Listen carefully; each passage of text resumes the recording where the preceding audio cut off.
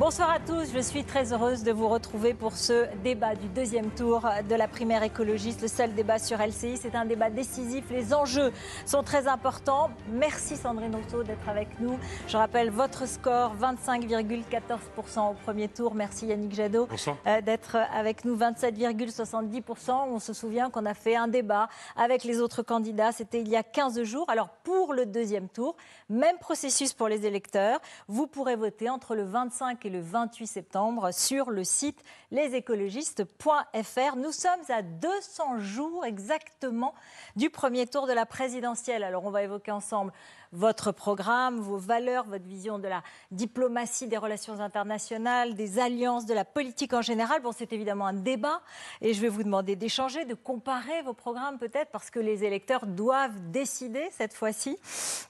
Et comme la dernière fois, un dispositif exceptionnel. Notre équipe de vérificateurs TF1 LCI est mobilisée et il relèvera les imprécisions lors du débat grâce à un système de QR code. Maintenant, vous êtes habitués. Pour y accéder, c'est très simple. Dès que vous voyez apparaître un QR code dans un coin de votre écran, vous cliquez avec votre appareil photo, l'appareil photo de votre smartphone ou votre tablette et vous aurez la vérification.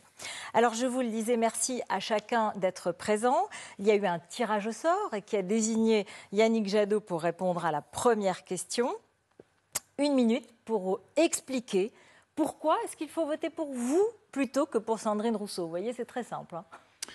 Je suis candidat pour être le premier président qui mettra le climat au cœur de nos politiques publiques, au cœur de l'État, au cœur de la République. Si nous ne voulons plus subir, nous devons agir. Et justement, l'écologie que je porte, c'est une écologie de l'action. 30 années de mon parcours pour l'écologie le démontrent dans les mouvements sociaux, sur le terrain, au Parlement européen. Cette écologie de l'action, elle sera mise en œuvre immédiatement à l'arrivée au pouvoir. Nous agirons pour sortir des énergies fossiles. Nous agirons pour sortir des pesticides, de l'élevage industriel. Nous agirons pour protéger les femmes et les hommes qui sont aujourd'hui percutés par un modèle néolibéral qui instaure la guerre de tous contre tous. Toujours, nous agirons pour protéger les femmes et les hommes les plus fragiles. Cette écologie de l'action, c'est l'écologie que nous avons portée pendant la campagne européenne avec le succès qu'on connaît. C'est l'écologie qui a permis de remporter des grandes villes et d'avoir beaucoup d'élus, au départemental, au régional. C'est l'écologie des luttes de terrain. C'est l'écologie de la Convention citoyenne. Cette écologie-là, elle assume de vouloir gouverner, c'est sa fierté. Mais mon écologie, c'est une écologie qui rassemble.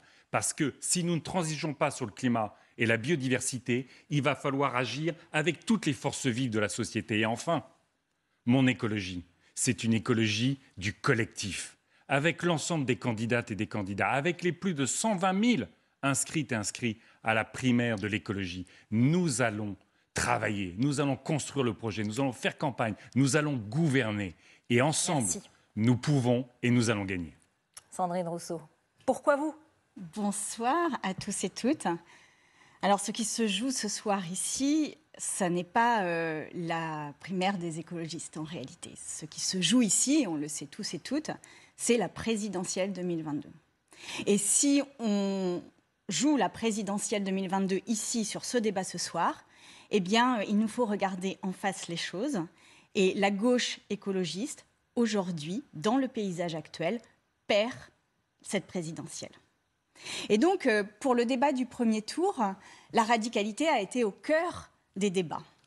Ça a animé cette primaire et ça a permis à 122 000 personnes de s'engager, de s'intéresser et de travailler sur l'écologie qu'ils et elles voudraient.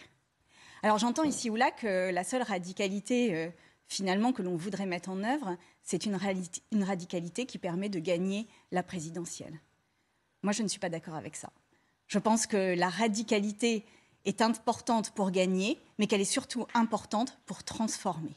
Et qu'il nous faut être honnête et qu'il nous faut être sincère sur ce que l'on veut transformer et comment nous voulons le faire. Nous ne pourrons pas faire une transformation écologique à la hauteur des défis qui sont les nôtres Si nous ne disons pas les choses, si nous ne les posons pas sur la table, nous ne pourrons pas le faire contre les citoyens et citoyennes, nous ne pourrons pas le faire par surprise pour les citoyens et citoyennes. Et depuis le premier jour de ma campagne, je porte avec sincérité, je porte avec force un projet de transformation écologique et sociale de notre société, en mettant sur la table les propositions que je souhaite transformer en politique publique. Merci. Aujourd'hui, je pense que c'est cette ligne-là qui nous permet de créer l'enthousiasme et la surprise de cette présidentielle. C'est cette ligne-là qui gagnera. Merci beaucoup à chacun, merci. Tout de suite, alors je reprends un peu au vol ce que vous venez de dire l'un et l'autre. Sandrine Rousseau, vous dites que finalement, ce n'est pas l'écologie de gouvernement qui vous anime. Vous reprenez cette radicalité, ce mot de la radicalité. Est-ce que ce n'est pas contradictoire de dire qu'on n'est pas pour une écologie de gouvernement et vouloir être présidente? Et vous dites c'est aujourd'hui que se joue la présidentielle. L'écologie de gouvernement, ça fait 20 ans qu'on l'a eue. Ça fait 20 ans qu'elle a été au pouvoir, d'une manière ou d'une autre. Et finalement, elle ne transforme pas ni notre économie, ni notre société. Au contraire, elle tend les choses. Par les demi-mesures, par les petits pas, par même les pas en arrière qui sont faits quand les tensions sociales sont trop fortes, eh bien, on recule. Et on ne prend pas le défi du réchauffement climatique pour ce qu'il est, c'est-à-dire le principal défi des prochaines années pour notre société.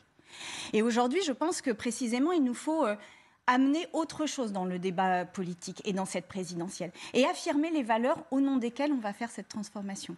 Et ce que je porte en tous les cas, c'est de dire qu'on ne pourra pas faire de transformation écologique sans un renouveau du contrat social fort, important, protecteur pour les plus précaires de la société et que ça n'est que l'articulation des deux qui nous permettra de mettre en œuvre les mesures qui sont attendues de nous. Réponse de celui qui prône l'écologie de gouvernement ? Ah oui, fondamentalement. Les petits pas ? Non, l'écologie, elle n'a pas gouverné ces 20 dernières années. Ce qui a gouverné, c'est Nicolas Sarkozy, qui a fait le Grenelle de l'environnement, qui est complètement revenu dessus, en disant l'environnement, ça commence à bien faire. Ce qui a gouverné, ce sont les socialistes. Et on a quitté le gouvernement tellement ce gouvernement faisait peu. Ce qui a gouverné, c'est Emmanuel Macron. Et avec ses renoncements sur le climat, sa régression sociale, son affaissement démocratique. L'écologie qui gouverne aujourd'hui, c'est l'écologie de nos maires, qui sont en train de mettre en œuvre des mesures extraordinaires pour transformer la vie de nos concitoyennes et de nos concitoyens.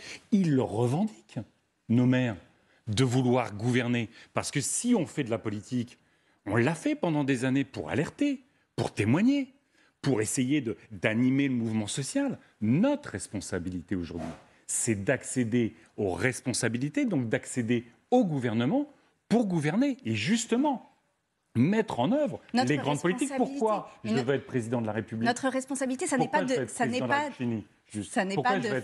demi-mesures, Yannick. Mais ça n'a rien à voir avec l'écologie de gouvernement. Si gouverner, c'est renoncer, à ce moment-là, je crois qu'il ne faut plus faire de la politique. Il faut s'engager dans les associations, il faut s'engager dans les mouvements sociaux, mais vouloir faire de la politique, s'engager dans une campagne présidentielle, comme on s'engagera dans la campagne législative, c'est pour prendre les responsabilités et transformer, agir au service du climat, de la biodiversité et de nos concitoyens. Réponse, Sandrine Rousseau.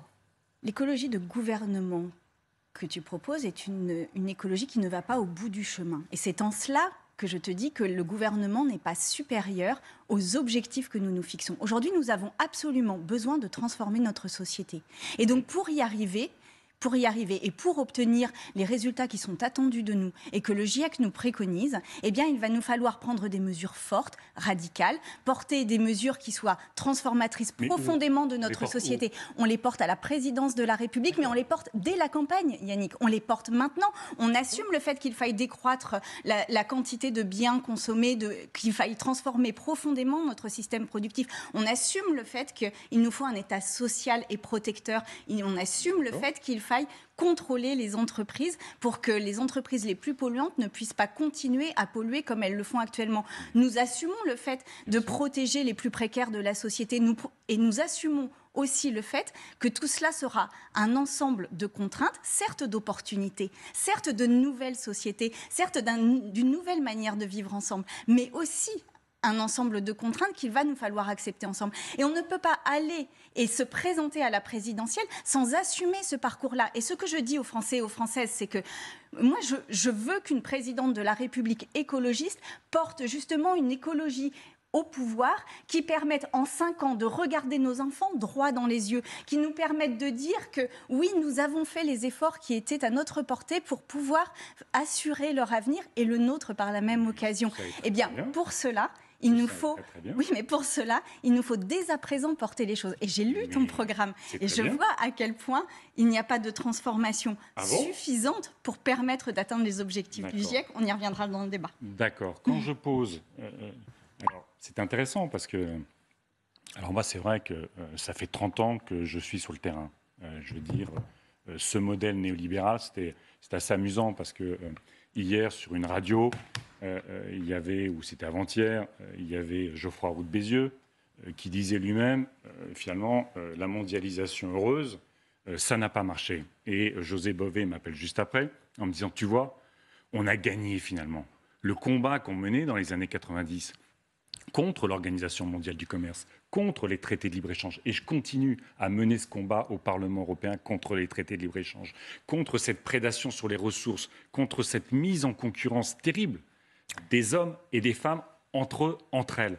Eh bien, ce combat-là, on l'a mené quand, dans ces combats-là, moi j'ai dirigé les campagnes de Greenpeace.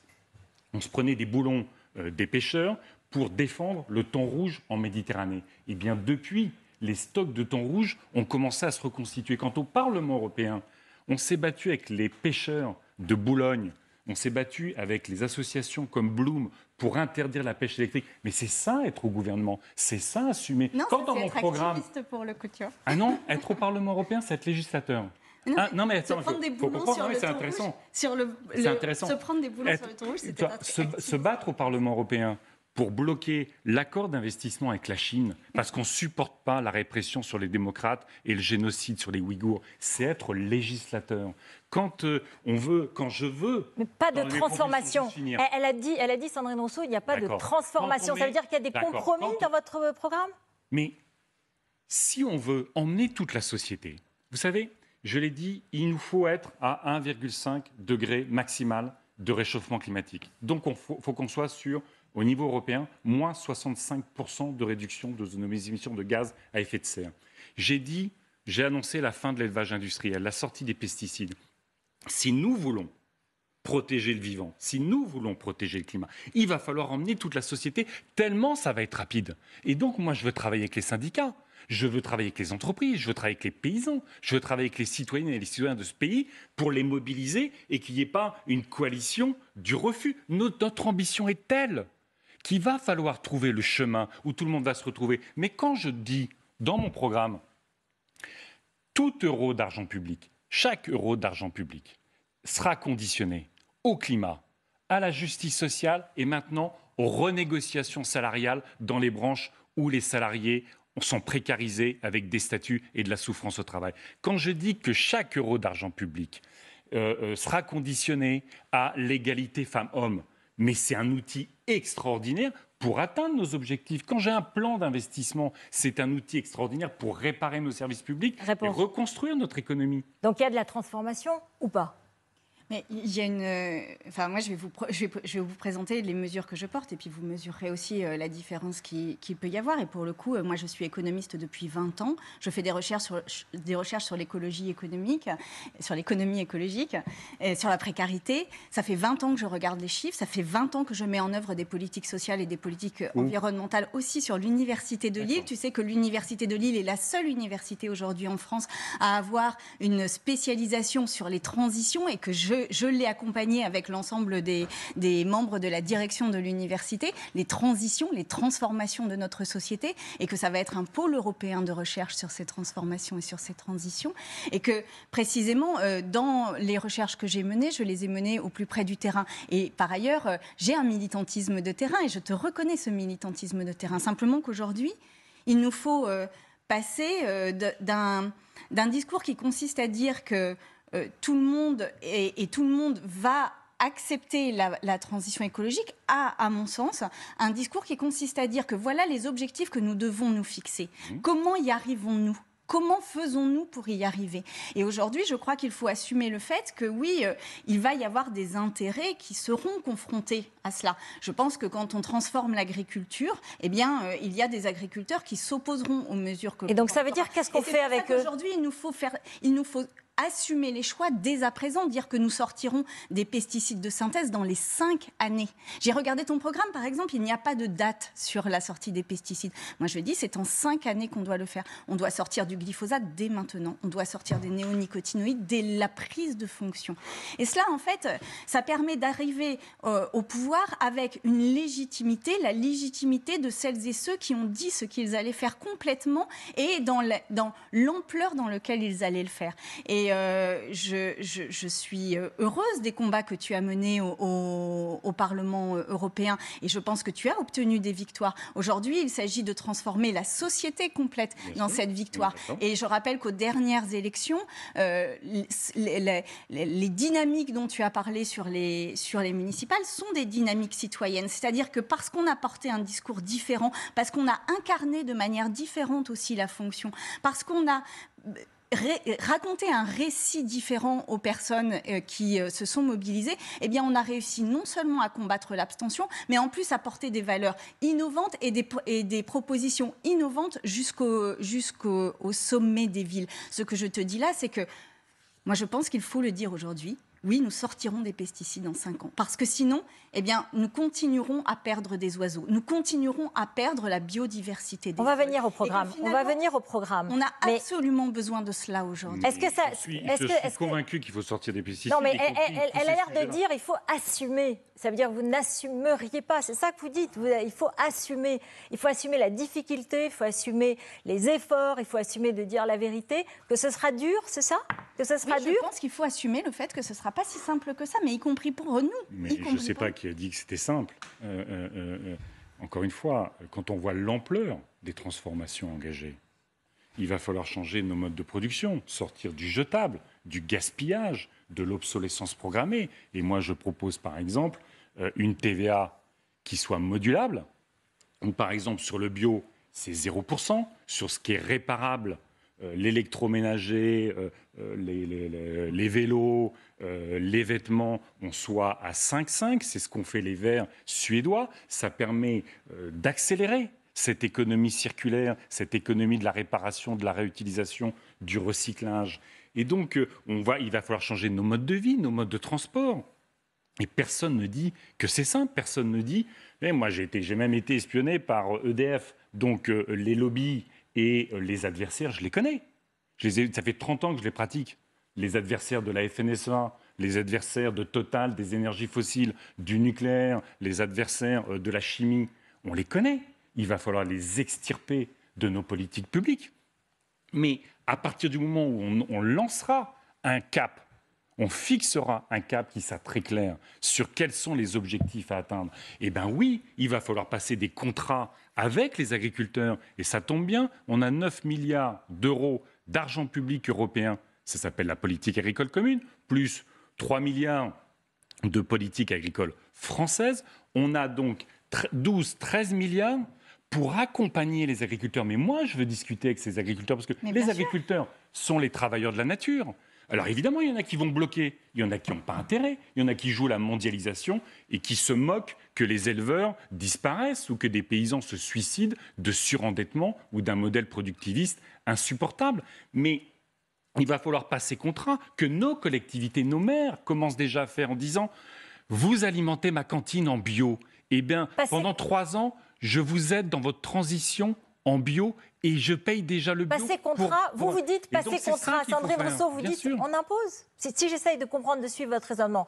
Yannick Jadot dit il faut passer contrat, il faut accompagner. Et vous dites non, il faut dire tout de suite et on impose. Mais il faut fixer l'objectif. Là, je n'ai toujours pas entendu l'objectif. Enfin, je veux dire, le truc, c'est que là, on a, sur la transformation de l'agriculture, typiquement, on a un enjeu qui est vraiment de transformer de manière massive l'agriculture intensive. Alors, certes, la méthode. Certes, il y a des subventions qui peuvent aider à la transformation. Il nous faut réformer la PAC et il nous faut accompagner les agriculteurs qui changent de métier pour qu'ils ne perdent pas d'argent au moment où ils passent en bio. Mais par exemple, sur le foncier, on a un très gros enjeu sur le foncier. C'est-à-dire qu'aujourd'hui, si vous transmettez une terre, si vous vendez une terre dont la biodiversité est dégradée, elle vaut le même prix qu'une terre dont la biodiversité n'est pas dégradée. Eh bien moi, par exemple, je dis aux agriculteurs qu'il va falloir un bonus-malus sur la qualité de la terre et la qualité de la biodiversité au moment de la vente. Et que ça, c'est une incitation extrêmement forte pour les agriculteurs pour rendre une terre avec une biodiversité améliorée par rapport à ce qui a commencé.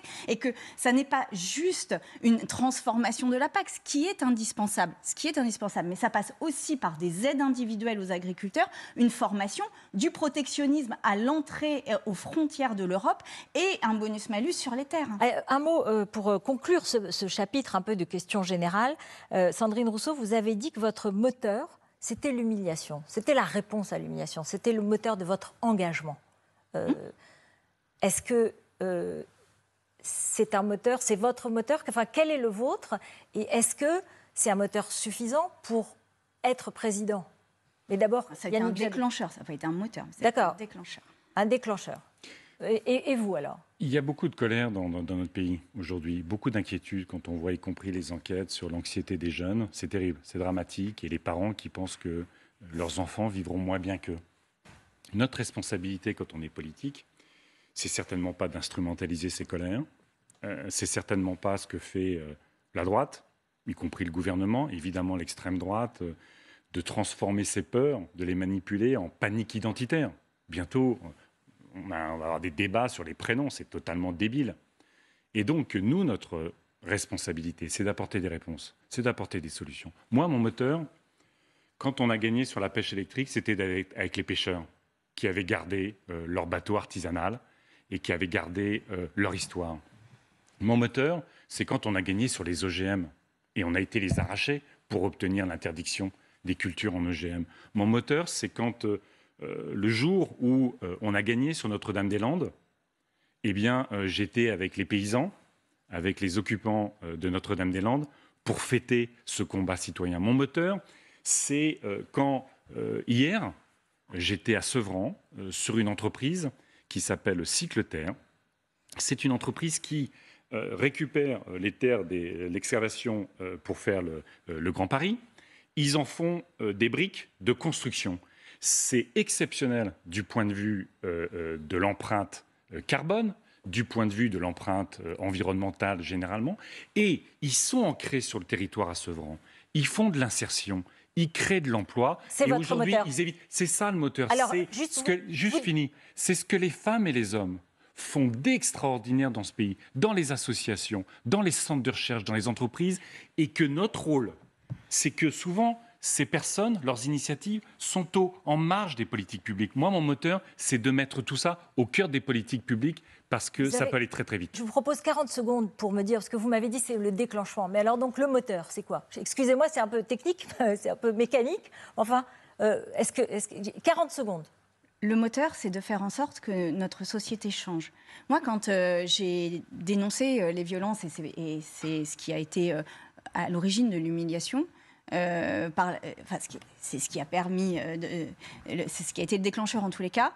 Quand j'ai dénoncé des violences, on était 4 à parler et il y avait un vide complet dans la société à ce moment-là. Et derrière a été déclenché un mouvement mondial qui s'appelle MeToo. Et depuis, j'ai créé une association d'entraide de femmes. Eh bien, ces femmes, ces milliers de femmes que j'ai rencontrées dans ces moments-là, dans toutes les villes, dans les 10 villes dans lesquelles j'ai installé cette association, toutes les femmes qui étaient dans ces associations n'avaient jamais été protégées, encouragées, accompagnées par la puissance publique, les services publics ou une politique publique.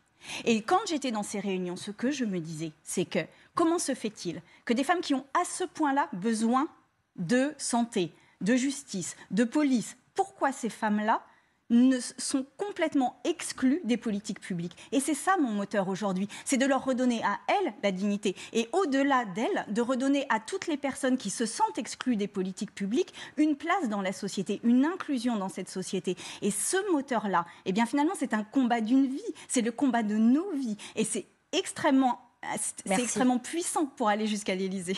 Merci beaucoup. Voilà cette première partie. On va passer maintenant à votre programme pour être plus concret. Mais vous venez de voir à l'écran un QR code, le fameux QR code. C'est l'équipe des vérificateurs TF1 LCI qui vous propose des informations, des éclairages ou des corrections sur le débat. Il vous suffit de prendre le code en photo avec votre téléphone ou votre tablette, je vous le rappelle. Et donc, on va commencer à parler, maintenant que vous avez défini un peu votre philosophie générale, je voulais qu'on parle de la voiture. Parce que c'est évidemment, ça concerne beaucoup de monde et la place de la voiture, c'est une vraie question sur laquelle les écologistes ont un avis important. Yannick Jadot, Sandrine Rousseau utilise un mot, la démobilité. Si j'ai bien compris, ça veut dire réduire au maximum ses déplacements. Et vous, Yannick Jadot, est-ce que ça veut dire que pour vous aussi, il faut réduire les déplacements et la voiture, c'est fini ? Non, je ne sais pas si c'est ce qui est entendu par Sandrine. Moi, je ne suis pas pour la suppression à l'arrivée au pouvoir de la voiture. Vous savez, moi, je viens de Picardie, je viens de l'Aisne. Là où ma maman continue à habiter, il faut une voiture. Donc la question, c'est comment elle peut se déplacer ? Est-ce que, parce que nous allons investir sur les petites gares, nous allons remettre en service les trains du quotidien, améliorer leur confort, leur fréquence, nous allons favoriser, et c'est une de nos propositions, une de mes propositions, le forfait obligatoire sur la mobilité durable, vous savez, la prise en charge par l'entreprise de cette mobilité durable. Ma maman, aujourd'hui, si elle va faire ses courses, elle ne peut pas y aller en vélo. Donc, elle peut faire parfois du covoiturage, tant mieux. Et donc, il va falloir, d'un côté, développer toutes les mobilités qui nous permettent de créer du confort, de réduire les pollutions et évidemment d'alléger l'empreinte de nos déplacements. Et puis, il va falloir évidemment accompagner celles et ceux aujourd'hui qui ont besoin de voitures. Il y a ici dans le public Damien Carême. Il a mis en place, quand il était vice-président de la communauté d'agglo de Dunkerque, il était maire de Grande-Synthe, les transports par bus gratuits. D'accord ? Ça a favorisé le fait que beaucoup de familles en situation difficile ont pu se débarrasser d'une voiture et prendre un transport évidemment très peu polluant, accessible fortement parce qu'il est gratuit, et donc favoriser leur mobilité, parce que c'est important aussi que les gens puissent sortir quand ils sont déclassés socialement. Généralement, c'est aussi les gens qui s'enferment. Donc cette mobilité-là permet d'ouvrir sur le reste du monde. Donc c'est une palette d'actions qu'il va falloir avoir pour réduire l'empreinte écologique du transport, parce que ça, c'est un impératif. La démobilité, c'est de repenser toutes nos vies pour limiter la quantité de trajets que l'on a besoin de faire. Et en fait, c'est très transformateur. Pourquoi ? Parce que dans la transformation écologique que l'on a à mener, il nous faut ralentir le système. Il nous faut, alors Delphine Batho parlait de décroissance, mais il nous faut en tous les cas ralentir notre système. Et la démobilité, c'est une manière de le ralentir.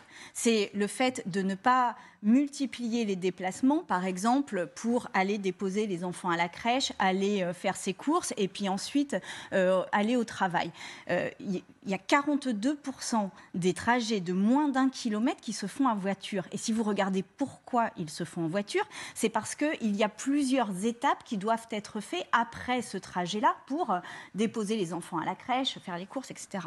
La démobilité, c'est par exemple ce que j'ai fait sur l'Université de Lille, que de mettre en place 2 crèches sur l'université. De sorte que les chercheurs, les chercheuses, autant que les personnels, autant que les étudiants et étudiantes, n'aient pas de trajet à faire et déposent leurs enfants sur leur lieu de travail. La démobilité, c'est développer le télétravail et c'est resserrer nos centres-villes pour ne pas dépendre de la voiture pour aller faire des courses dans les périphéries. Et c'est cela aussi qui améliore la qualité de vie, qui diminue la pollution dans nos villes. Ça existe déjà un peu aujourd'hui dans pas mal de villes. Ça n'existe pas complètement puisqu'aujourd'hui les périphéries restent encore extrêmement importantes et l'étalement urbain existe encore autour de nos villes. Mais évidemment que c'est une des solutions. Et après, il y a des personnes qui ont absolument besoin de leur voiture. Et à elles, je leur dis, il va falloir accepter un changement de voiture. C'est-à-dire qu'aujourd'hui, la voiture est un marqueur social. Et c'est pour ça qu'on a des voitures qui peuvent être des très grosses voitures, des SUV, etc. Les SUV, par exemple, c'est totalement inutile dans une société de transformation écologique. Donc, la voiture, quand on la gardera, parce qu'il y a le vélo, il y a les transports en commun, et il faut développer tout cela partout où c'est possible. Mais la voiture, quand on la gardera, eh bien, ce sera une voiture légère. On n'a pas besoin de se déplacer avec plusieurs tonnes de métal autour de nous. Et ça peut être aussi une voiture collective, c'est-à-dire que ça peut être des collectivités qui investissent dans des flottes de véhicules à disposition de tes parents, par exemple, dans l'Aisne, qui pourront ainsi se déplacer dans les des villages, ça va être conditions, compliqué d'avoir des flottes dans de des véhicules conditions bien accessibles, plus hein. simples. Et c'est cela la transformation pour aller jusqu'au bout. C'est porter, par exemple, dans le débat à la présidentielle, des mots nouveaux comme la démobilité. Oui, ça fera partie des actions de mon gouvernement. Un mot sur le fait que... est-ce que vous proposez, vous, une hausse de la tonne de carbone à 250 €? Les Gilets jaunes avaient manifesté pour bien moins que cela. Est-ce que, dans le fond, ça veut dire qu'il faut absolument augmenter le prix de l'essence pour convaincre et dissuader d'utiliser sa voiture? Non, mais le carbone est ce qui nous met le plus en danger aujourd'hui. C'est dangereux. Toute tonne que l'on émet de carbone aujourd'hui est dangereuse. Elle aggrave la situation. Donc, il nous faut absolument limiter la quantité de carbone que l'on émet dans l'atmosphère. Mais donc, on augmente beaucoup le prix de l'essence et ceux qui sont obligés de se déplacer en voiture. C'est une augmentation de 6 centimes sur l'année. C'est beaucoup pour personne. Oui, c'est beaucoup pour plein de personnes. Mais c'est pour ça que j'accompagne ça d'un contrat social qui met en œuvre, par exemple, un revenu d'existence. Le revenu d'existence, c'est quelque chose de très simple qui dit personne ne vit en dessous de 850 €. C'est-à-dire qu'on amortit la hausse de l'essence avec un revenu d'existence. Et encore une fois, tout ce que j'ai dit sur la gratuité des transports en commun, sur la démobilité, sur le fait que les voitures ne sont plus à acheter par des personnes qui détiennent uniquement un RSA, mais que c'est à la puissance publique de mettre à disposition des flottes de voitures très légères, par exemple, tout cela fait qu'à la fin, eh bien, l'augmentation de l'essence devient acceptable. Et j'ai discuté longuement avec les Gilets jaunes et j'ai été très impressionnée par les travaux qu'ils ont faits, les réflexions qu'ils ont menées pour proposer des choses. Et vraiment, aujourd'hui, et je remercie les Gilets jaunes, c'est une force de proposition pour notre pays. C'est acceptable d'augmenter le prix de l'essence ? Si une personne touche 885 €... On parlera du financement de ces revenus d'existence après. C'est à peu près aujourd'hui le seuil de pauvreté. Et qu'à chaque fois qu'elle va faire un plein, c'est 100 €, ça ne va pas le faire. Non, mais ce n'est pas 100 €, c'est 6 centimes de plus. Non, mais Yannick, là, c'est toi qui agites les peurs, par exemple. Tu vois ? Je veux dire, si le plein d'essence... Non, mais on ne sait pas, parce qu'il y a la question de la taxation, il y a la question aussi des prix du carburant au regard du marché international du pétrole et tout ça. Bon. Donc, si ça devient absolument prohibitif, moi, je suis favorable à ce qu'on mette en place... ce qui a été le système de la TITPP flottante. C'est-à-dire qu'en fait, la taxe intérieure des prix pétroliers. Quand on a une augmentation, la taxe intérieure de consommation sur les produits pétroliers. Quand on a une augmentation des prix des carburants liés au contexte international, parce qu'on n'a pas anticipé la réduction des consommations des véhicules. Moi, je me suis battu au Parlement européen sur la consommation des véhicules et sur le CO2 des voitures. Et là, on est face à des lobbies extrêmement puissants. Donc la bagarre est très dure pour obtenir des véhicules moins polluants et des véhicules moins consommateurs. Eh bien, il nous faut aujourd'hui, donc, quand le marché est dur, la taxe baisse un peu. Quand le marché se détend, la taxe se réaugmente. Et donc, il nous faut trouver...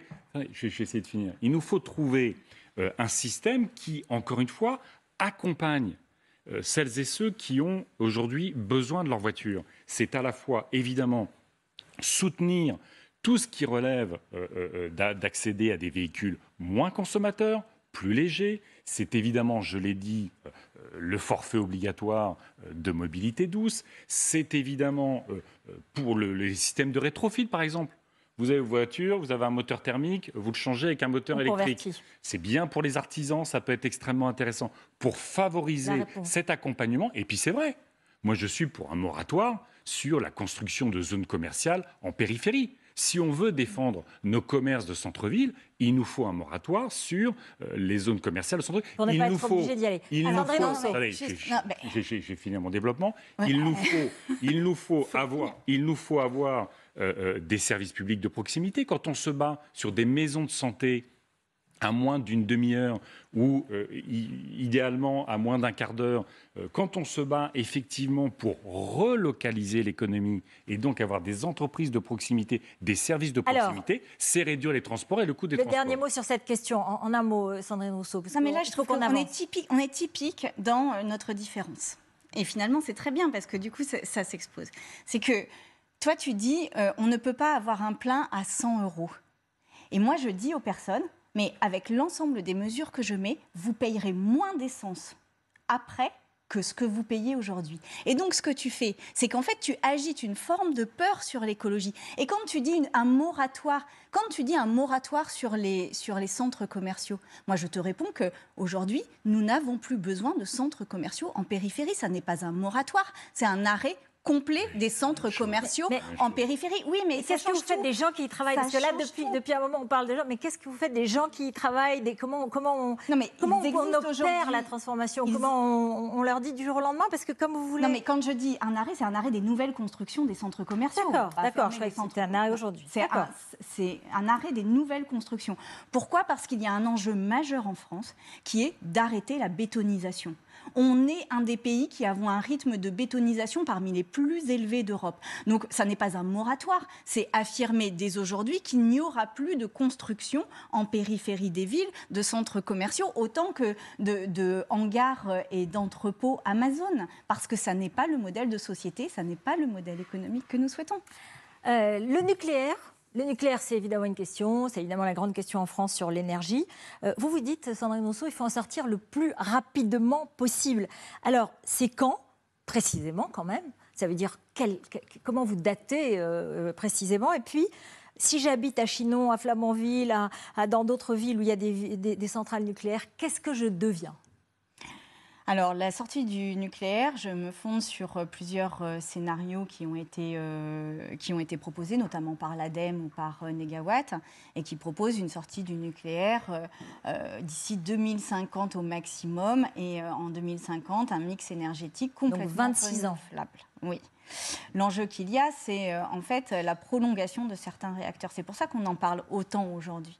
C'est-à-dire qu'il y a certains réacteurs que l'on doit prolonger parce que les réacteurs arrivent en fin de vie. Et donc, c'est une décision cruciale que l'on a à prendre. Est-ce que l'on met de l'argent dans la prolongation des réacteurs ou est-ce qu'au contraire, on arrête le nucléaire?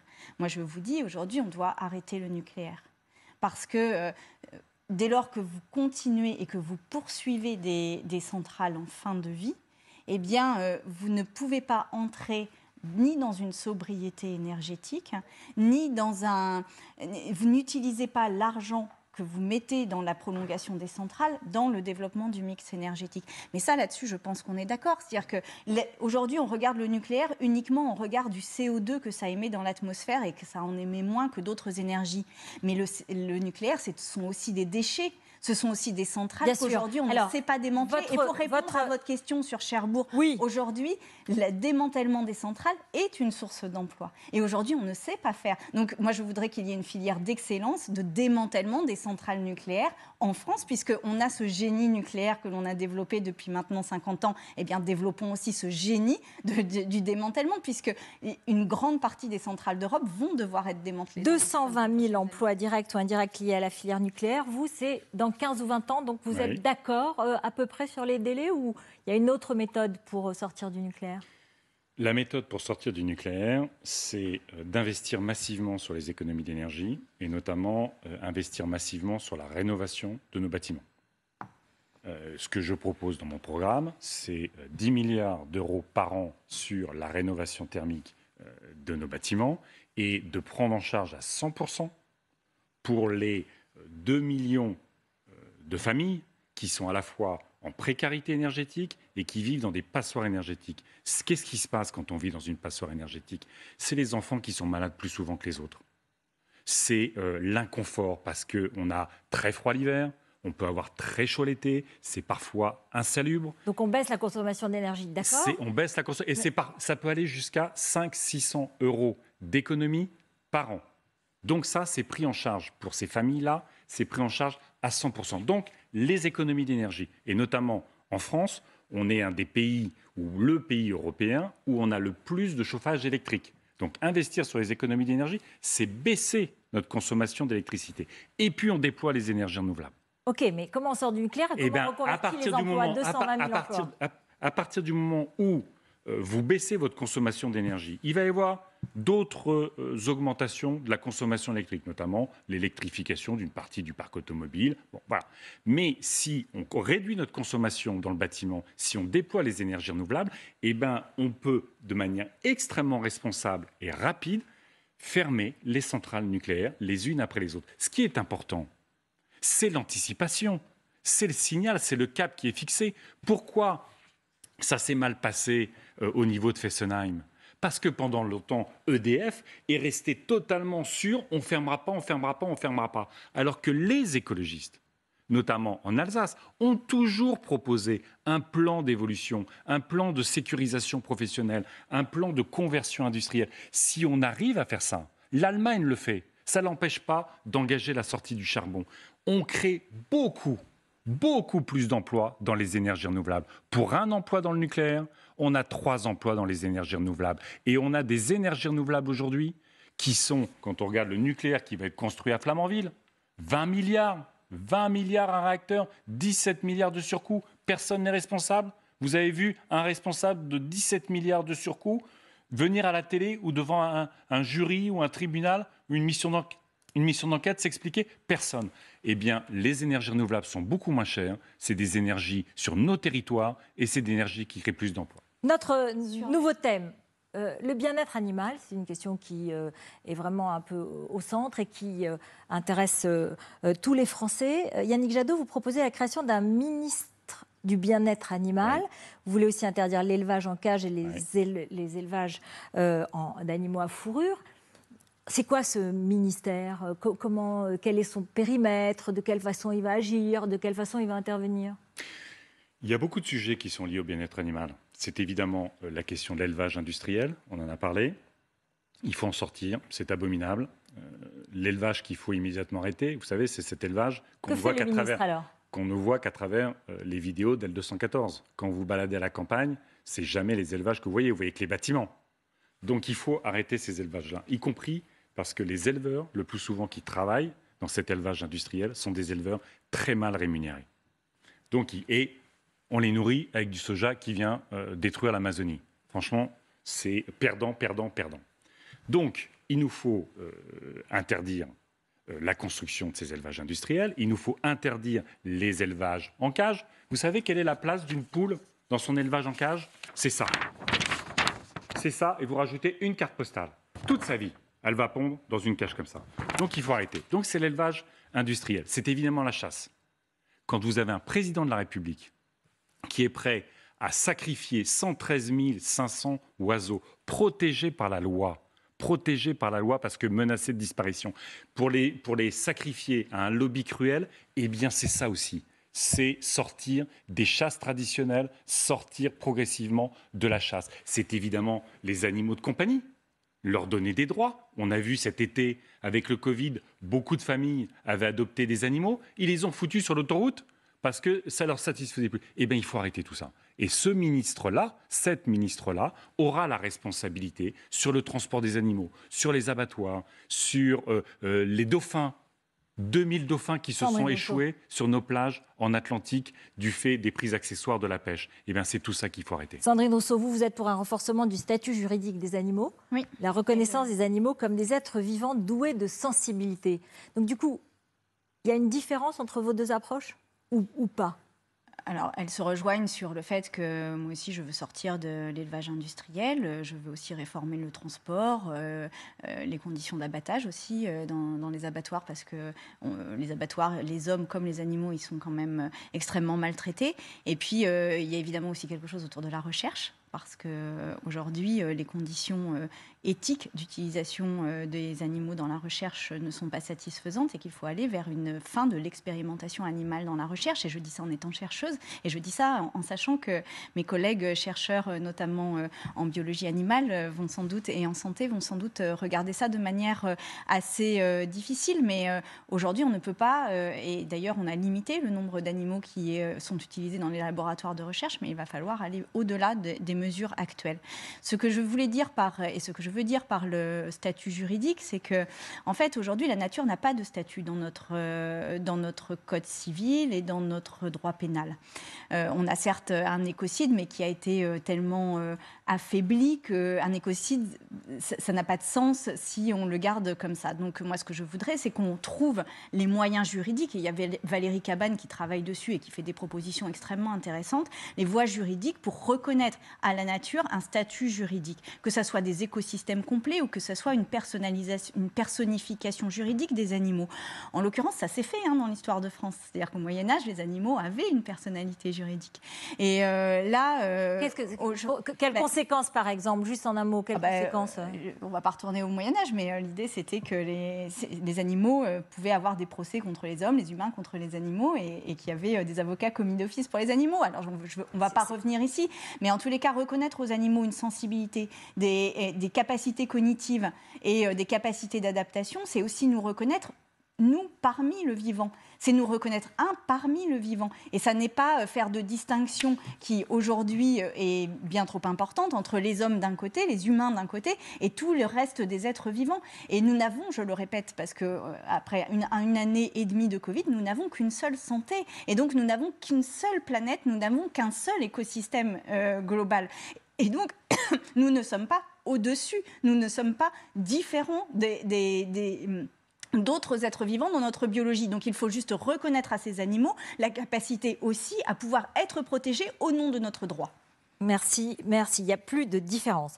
Et on est à peu près... Vous savez, il y a un projet des écologistes. Oui. Il y a un projet qui existe. Alors on peut avoir des différences sur les étapes. Mais vous êtes assez d'accord. Mais il y a un projet des écologistes, y compris, ça regroupe des forces politiques. On s'est engagé à défendre ce projet écologiste pendant l'élection présidentielle. Donc, si vous voulez, la base, elle est forcément commune. C'est quand même une bonne nouvelle. Comment on opère cette transformation que vous souhaitez tous les deux? Comment on opère cette transition écologique? On va parler du travail, de la fiscalité, mais d'abord, quel rôle pour les entreprises? Yannick Jadot, vous avez dit que de nombreuses entreprises sont en train de prendre le tournant de la sobriété dans le domaine de l'énergie et des matières premières. Donc, OK, confiance dans les entreprises, pas de problème, confiance aveugle, elles y vont, on est content. Là, vous caricaturez ma position, mais c'est une façon de lancer le sujet qui me permet de répondre un peu de manière un peu forte. Ah bah c'est ce que fait le gouvernement. C'est ce que font les gouvernements de nature libérale, c'est-à-dire qu'ils mettent beaucoup d'argent dans l'économie, mais sans aucune conditionnalité. Sans aucune conditionnalité. Vous vous rendez compte, par exemple, dans les études, attendez, dans les études qui sont faites là sur la baisse des impôts de production, sur laquelle je veux revenir, les 10 milliards par an de baisse des impôts de production.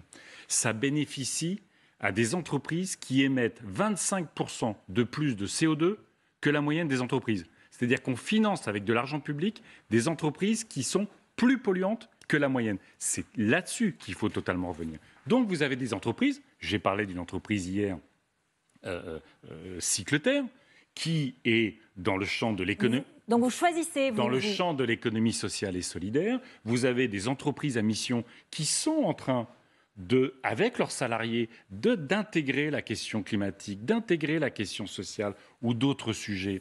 Et puis, vous avez des entreprises qui ne demandent qu'à évoluer. Prenons un exemple.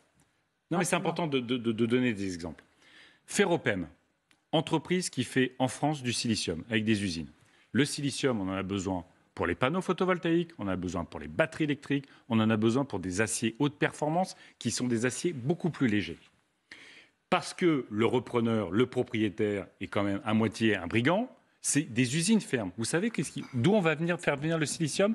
On va le faire venir, ce silicium, de Chine, du Xinjiang, où les Ouïghours sont en travail forcé. Eh bien moi, je propose, pour ce type d'entreprise, si les propriétaires privés ne font pas le boulot, une nationalisation temporaire de ces entreprises pour s'assurer qu'elles rentrent dans notre politique industrielle. Mais je l'ai dit, pas 1 euro d'argent public aux entreprises qui ne soit pas conditionné au climat, qui ne soit pas conditionné à la santé au travail, qui ne soit pas conditionné à la revalorisation des salaires aujourd'hui pour beaucoup d'entreprises et à l'égalité femmes-hommes. Non, ça fait beaucoup pour 1 euro de conditions. Je sais pas, je suis curieuse de savoir comment on va conditionner l'euro à tout ça. Mais sur les entreprises, sur les entreprises, il y a un enjeu. Il y a un enjeu extrêmement. Oui, mais tu l'expliqueras juste après. Tu me laisses finir. Sur les entreprises, il y a un enjeu extrêmement important qui est de faire un plan d'accompagnement de la transformation, de la transition avec les entreprises. Et ce plan d'accompagnement, c'est pour les accompagner sur la modification de leur process de production.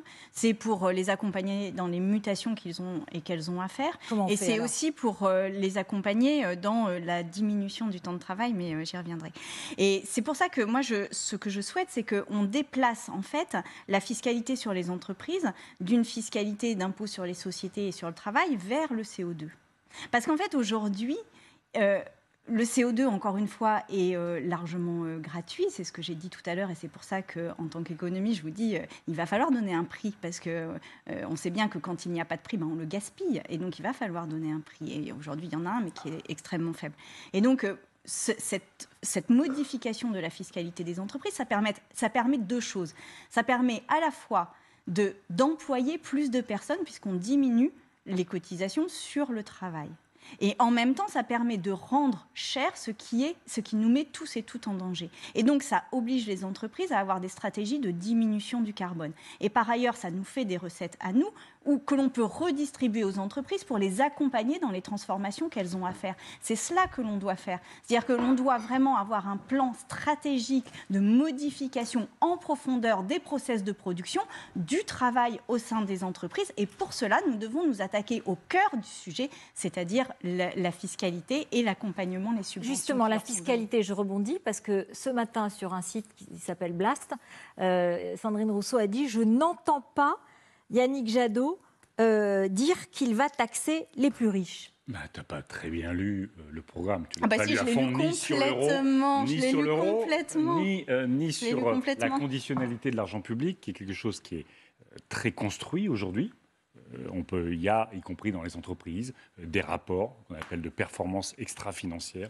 On peut parfaitement mettre en place, y compris par exemple, on a, vous savez, des entreprises aujourd'hui dans les secteurs de l'aide à domicile, du ménage, des métiers de bouche, dans les secteurs de la distribution, tout ça, qui ont aujourd'hui beaucoup d'argent public à travers les marchés publics, répondez à Sandrine Rousseau, vous dites qu'elle n'a pas lu votre programme. Et qui pourrait aujourd'hui, non pas, on peut la question, ce que fait Bruno Le Maire, de demander aux entreprises de revaloriser les salaires, non.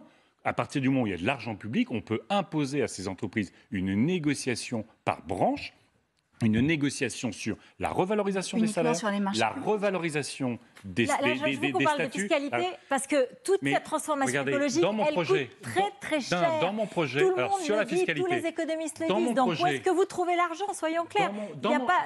Sandrine Rousseau dit il n'y a pas de taxation des riches parce qu'elle veut le faire. Dans mon projet, il y a la restauration d'un ISF. Ça a été une faute politique majeure de la part du président de la République de supprimer l'ISF comme de mettre en place, vous savez, ce qu'on appelle la flat tax, qui a baissé la fiscalité sur le capital. Nous revenons là-dessus, mais avec un ISF qui, à la fois, couvre beaucoup plus large, parce que dans l'ISF qui existait préalablement, feu Madame Bettencourt ne payait pas l'impôt sur les sociétés, puisqu'au fond, c'est son patrimoine de société.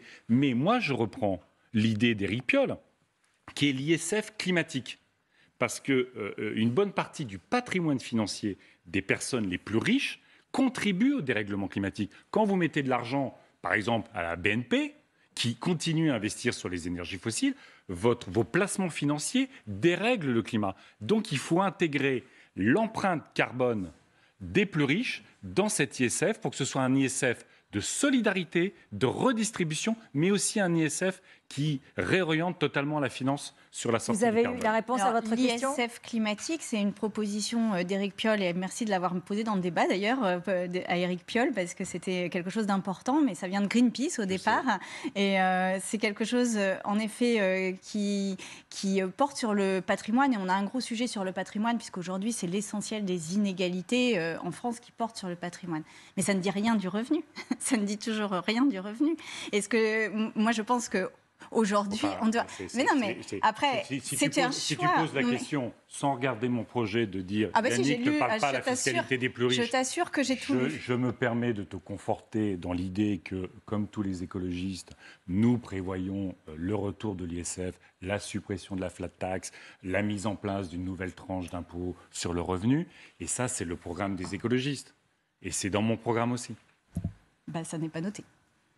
Mais je suis heureuse de l'entendre parce que je pense que c'est absolument indispensable parce qu'en plus, l'empreinte écologique est très variable selon le revenu et donc il est très important qu'il y ait une nouvelle tranche d'impôt sur le revenu. Et je suis très heureuse de t'entendre pour la première fois le dire et de t'entendre pour la première fois le lire. C'est pas bien de caricaturer comme ça, c'est pas grave. Mais je vous invite à aller sur son site. Je vous invite à aller sur son site. Donc ce que vous dites, c'est que c'est déjà dans le programme des écologistes que vous endossez. De toute façon, et bien sûr. Et vous êtes d'accord pour proposer une tranche d'impôt supplémentaire sur les revenus? C'est absolument indispensable. Parce que, mais il y a quand même une question qui est posée par tous les économistes aussi, c'est une transformation qui va créer ce qu'on appelle un choc d'offres négatif. C'est ce que dit Jean Pisani-Ferry, l'économiste. Oui, on va avoir une baisse de la consommation, une baisse des salaires, parce que cette transformation, elle est très coûteuse. Donc quand même, vous allez imposer, vous allez taxer plus, mais on se demande où vous allez trouver l'argent.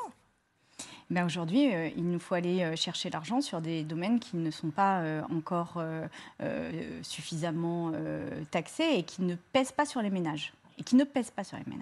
Typiquement, par exemple, la taxe sur les transactions financières, on a faibli devant cette taxe sur les transactions financières. Et pourtant, aujourd'hui, il nous faut à la fois diminuer la spéculation et trouver des sources de financement différentes. C'est pour ça aussi que je vous dis que le carbone doit être fiscalisé. Juste sur l'impôt sur le revenu, votre tranche supplémentaire, elle est à combien, pardon? Parce qu'aujourd'hui, elle est à 80%. Aujourd'hui, elle est à 40% dans l'impôt sur le revenu. Sur la dernière tranche. Mais ce qu'il faut bien comprendre, parce qu'évidemment, là, on va parler d'impôt et les gens n'aiment pas l'impôt et donc tout le monde va avoir très peur. Mais ce qu'il faut bien comprendre, c'est que là, on est dans un réchauffement climatique qui devient hors de contrôle. C'est-à-dire que là, si nous n'agissons pas de manière importante, alors ce qui est en jeu, c'est d'être en permanence soumis à des aléas climatiques, à du chaos climatique et de ne pas assurer à nos enfants une planète qui soit vivable. Donc la question, en fait, fondamentale, c'est est-on prêts, nous qui sommes en responsabilité, nous qui avons aujourd'hui la possibilité de changer les choses, sommes-nous prêts à diminuer notre confort, à diminuer aussi nos revenus pour permettre à nos enfants de vivre dignement? Moi, je le dis, oui, je serai parmi celles qui perdront dans la transformation écologique, mais je le dis parce que j'ai 3 enfants. Oui, je veux le faire. Et je veux qu'on me demande de le faire, parce que précisément, sinon, on ne sera pas à la hauteur de nos responsabilités et on laissera, certes, on aura poursuivi notre mode de vie. On n'aura rien changé et on n'aura pas de débat sur l'impôt. Mais par contre, on laissera une planète à nos enfants qui sera juste invivable. Vous êtes d'accord ? J'ai proposé dans mon projet un plan d'investissement de 50 milliards d'euros par an. C'est tout à fait finançable, c'est 2% du PIB. Et aujourd'hui, ce que disent tous les économistes, c'est qu'on n'a pas de problème de financement de la dette. Il y a 20 ans, on avait 60% de dette par rapport au PIB, ça nous coûtait 3% de notre budget par an. Aujourd'hui, on a 2 fois plus de dettes, ça nous coûte 2 fois moins cher. Oui. On peut refinancer à zéro. Et quand on est face au dérèglement climatique, quand on est face à l'effondrement de la biodiversité, quand on voit que l'école... Donc on emprunte plutôt. On voit que l'école, le moment est à l'investissement. On peut parfaitement, dans le cadre européen, avec la Banque centrale européenne, on peut, par obligation verte, à très long terme, on peut financer. Mais c'est aussi sortir des niches fiscales qu'il y a dans le budget, près de 10 milliards. C'est utiliser l'argent de la PAC, c'est la taxe sur les transactions financières, les taxes sur le numérique, les taxes sur le plastique qu'on est en train de mettre en place au niveau européen, qui vont nous permettre. Mais faisons attention, quand l'école est à l'os, quand l'hôpital, le commissariat, le tribunal sont à l'os, et qu'on voit que c'est Zemmour qui devient le phénomène politique de notre société et qu'on se prend des chocs climatiques matin, midi et soir, l'enjeu, c'est de transformer notre économie et c'est de réparer la société. C'est la priorité absolue. Sauf que les économistes disent que c'est 50 milliards par an Et que c'est 50 milliards par an, probablement jusqu'à 2050, et que c'est 50 milliards par an minimum. Ça veut donc dire que chaque année, tu fais de l'emprunt de 50 milliards de plus? Mais non, parce que j'ai expliqué qu'il y avait à la fois on sort des niches fiscales, à partir du moment où on investit, par exemple, dans la prévention en matière de santé, l'enjeu pour la santé, moi c'est pour ça que je suis pour un grand ministère santé, environnement, alimentation, pour qu'on soit moins sur le soin, mais sur la prévention de la maladie. On a des dépenses de santé qui sont gigantesques, qui sont liées aux maladies chroniques, pollution de l'air, malbouffe, et ça touche les plus précaires de chez nous. Si on intervient sur ces facteurs de maladie, eh bien, on fait d'incroyables économies en matière de santé. Satisfaite? Non, mais moi, je vous le dis, je pense qu'il faut du protectionnisme, par exemple. Je pense qu'il faut une taxe aux frontières. Je pense qu'on doit relocaliser l'économie et que pour cela, eh bien, il nous faut aussi faire en sorte qu'il n'y ait pas qu'on sorte d'une forme de libre-échange. Et la taxe aux frontières, c'est une manière aussi de financer la transformation écologique. Ça, c'est dans le cadre européen? Attendez, pardon. Dans le cadre européen? Mais bien sûr. Donc, mais d'ailleurs, c'est déjà en partie européenne. Une taxe aux frontières européenne. Je suis le rapporteur sur la taxe carbone aux frontières du Parlement européen. Oui, et Damien Carême, qui est là, est aussi rapporteur. Donc vous sur êtes ces d'accord sujets-là. là-dessus? Mais non, mais je ne sais pas si on est d'accord, parce que moi, je ne finance pas tout par la dette. C'est-à-dire qu'à un moment, je pense qu'il y a une forme de solidarité nationale à avoir, bien sûr. Bien sûr. Alors voilà. Et juste pour les frontières, c'est évidemment de stopper le dumping climatique, de réindustrialiser, de relocaliser. Mais c'est aussi le dumping social. Moi, je suis pour qu'on interdise d'entrer sur le marché européen les produits issus de pays qui ne respectent pas la liberté syndicale. Ce n'est pas du protectionnisme, nous contre eux. C'est la protection des salariés ici, c'est la protection des salariés là-bas, c'est essentiel.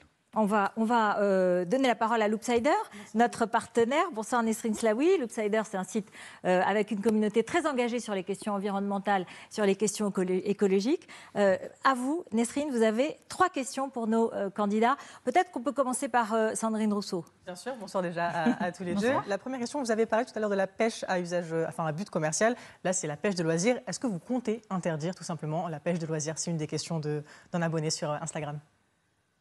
Non, je ne compte pas interdire la pêche de loisirs. Après, c'est toujours pareil, c'est comme la chasse, c'est-à-dire qu'il y a une régulation à avoir, mais non, pas d'interdiction de la pêche de loisirs. Et du coup, vous, monsieur... Il y a beaucoup d'associations de pêche qui sont les premiers défenseurs de la qualité des rivières. Et donc, cette pêche récréative, elle fait sens. Il y a sur certaines espèces, il ne faut pas se le cacher, si on prend la question du bar ou d'autres espèces, c'est quasiment autant que la pêche commerciale. Hein. Et donc, il y a un sujet de gestion des ressources et des stocks. Une question pour Yannick Jadot, puis Sandrine Rousseau. Vous avez dit justement que notre communauté est très engagée, très jeune, et notamment très engagée sur les questions de genre. Donc les 2 questions qui suivent sont des questions liées au genre. Je vais vous poser la première. Donc que proposez-vous concrètement pour faciliter les parcours de transition des personnes transgenres? On a une transphobie dans ce pays, comme ailleurs, qui crée des situations absolument dramatiques pour les personnes trans. On a eu, quasiment il y a 1 an à Lille, une femme trans jeune, qui s'est suicidée du fait de cette transphobie, du fait de cette pression. Donc il faut énormément faciliter, par exemple, les changements d'état civil. C'est une évidence. Aujourd'hui, on a une forme de juridicialisation du changement d'état civil qui met les personnes dans un état de stress, de violence vis-à-vis des démarches administratives qui est scandaleux. Il faut ouvrir la PMA, évidemment, aux personnes trans.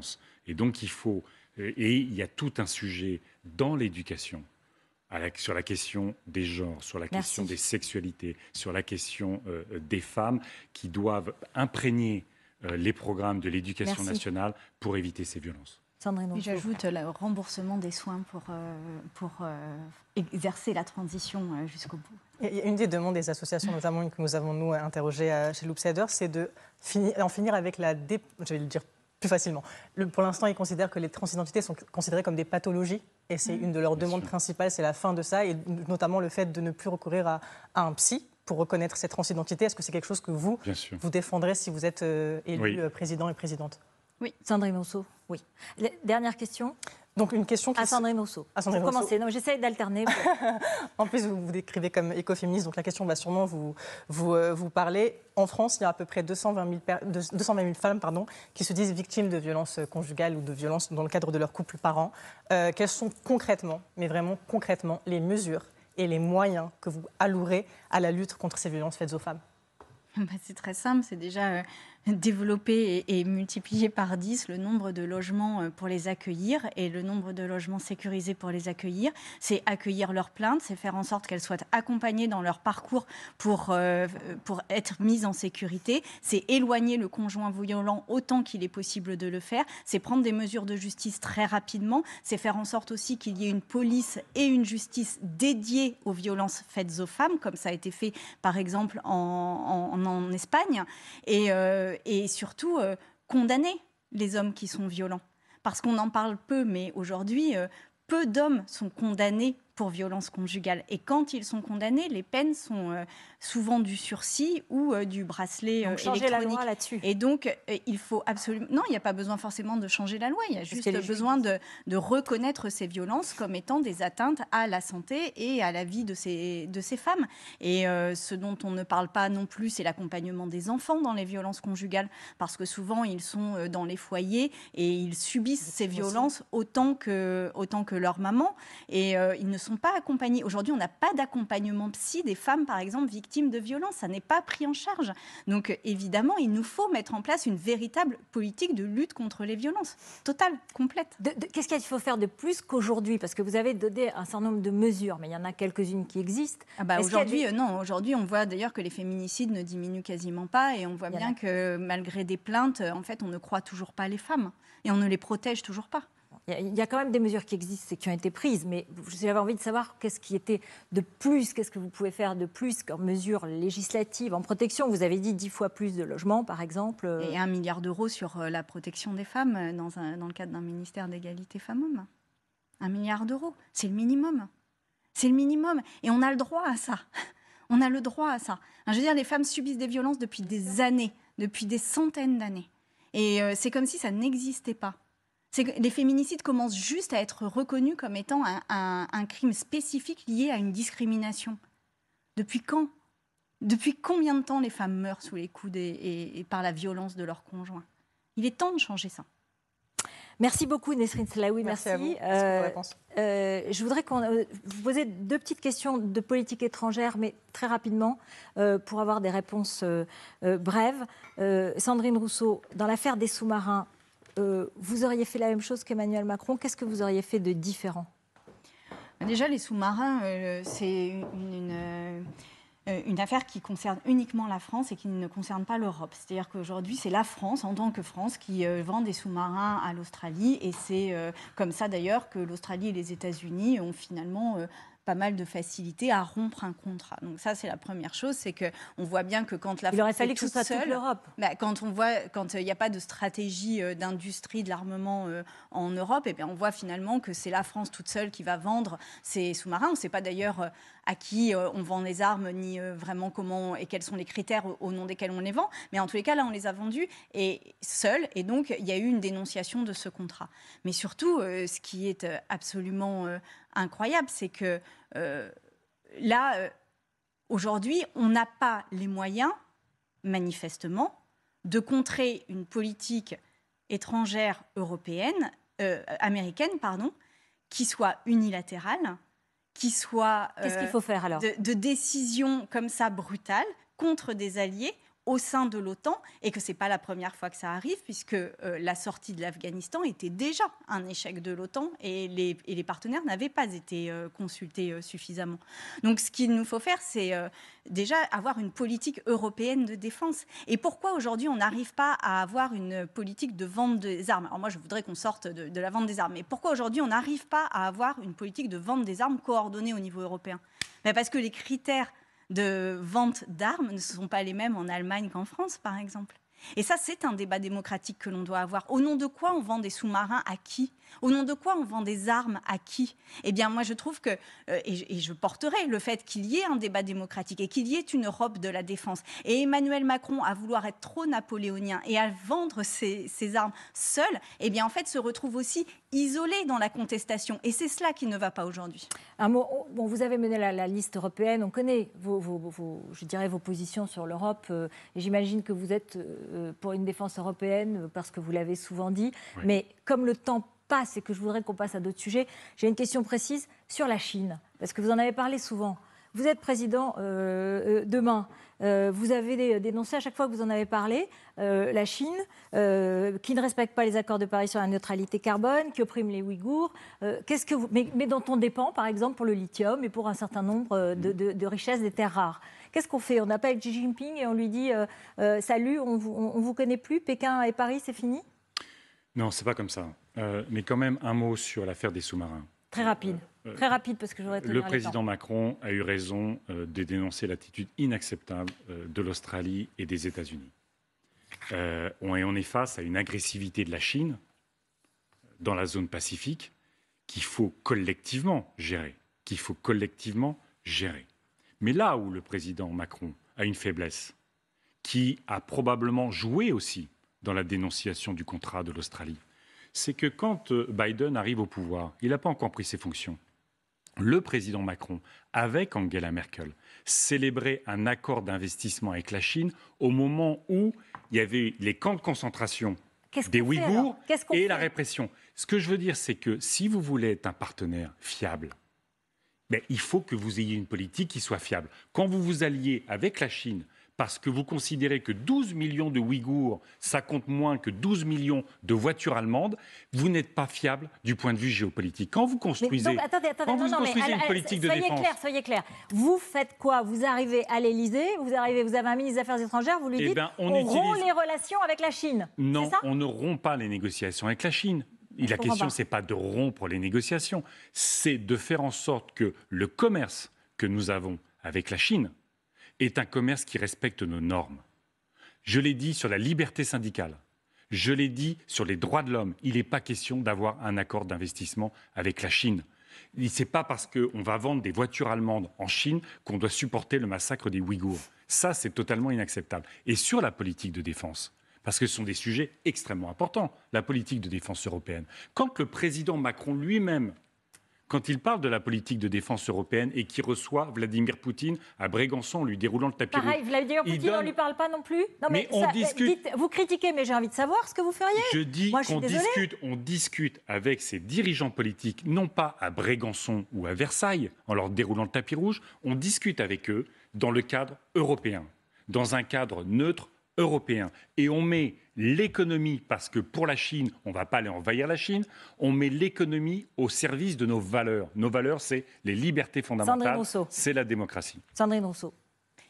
Et puis on a une autre politique européenne, notamment vis-à-vis des Balkans et notamment aussi vis-à-vis des ventes de points stratégiques en Europe, puisqu'on sait aujourd'hui que la Chine, via ses nouvelles routes de la soie, a acheté des ports et des sites importants en Europe pour pouvoir installer son commerce et faire en sorte qu'il y ait des bases avancées en Europe. Ça, on l'a laissé faire, c'est-à-dire que c'est la privatisation qui a permis d'acheter ces points stratégiques en Europe. Et donc c'est aussi là que l'Europe n'est pas au rendez-vous. C'est-à-dire que l'Europe aujourd'hui n'a pas de diplomatie. L'Europe aujourd'hui n'a pas de politique de défense, mais l'Europe n'a pas non plus de protection de son patrimoine qui lui permettrait d'avoir une autonomie complète vis-à-vis de la Chine, comme des États-Unis, comme d'autres puissances. Donc vous rompez les relations avec la Chine. Enfin, qu'est-ce qu'on fait alors? Mais je pense qu'il faut monter la pression avec la Chine, mais qu'il faut le monter au niveau européen, et qu'il faut être extrêmement vigilant à tous les investissements que font la Chine. Et on a un problème avec la Chine, notamment de dépendance vis-à-vis des terres rares. Bien sûr. Et que ça fait vrai. Et c'est une stratégie industrielle qui a été menée par la Chine depuis 30 ans et que l'on subit aujourd'hui, dont on est totalement dépendant. Voilà, les batteries électriques, le lithium, c'est la Chine. Mais une stratégie européenne et française de récupération des terres rares, de recyclage des terres rares quand c'est possible de le faire, ou d'investissement sur la capacité à aller nous-mêmes chercher des terres rares, c'est absolument indispensable. Alors, merci à ceux qui nous rejoignent à cet instant. On va parler maintenant sécurité, immigration et aussi discrimination, bien sûr. Sandrine Rousseau, vous avez défilé notamment avec Assa Traoré, que vous avez soutenu en l'occurrence quand on a fait notre premier débat. Yannick Jadot, vous vous êtes rendu, vous, à la manifestation des policiers en mai dernier. J'ai la même question pour tous les deux. Est-ce que la police est raciste en France ? Ouais, je dis que la police doit réformer ses méthodes, et ses méthodes notamment dans les quartiers, parce que le contrôle au faciès aujourd'hui est un sujet de discrimination.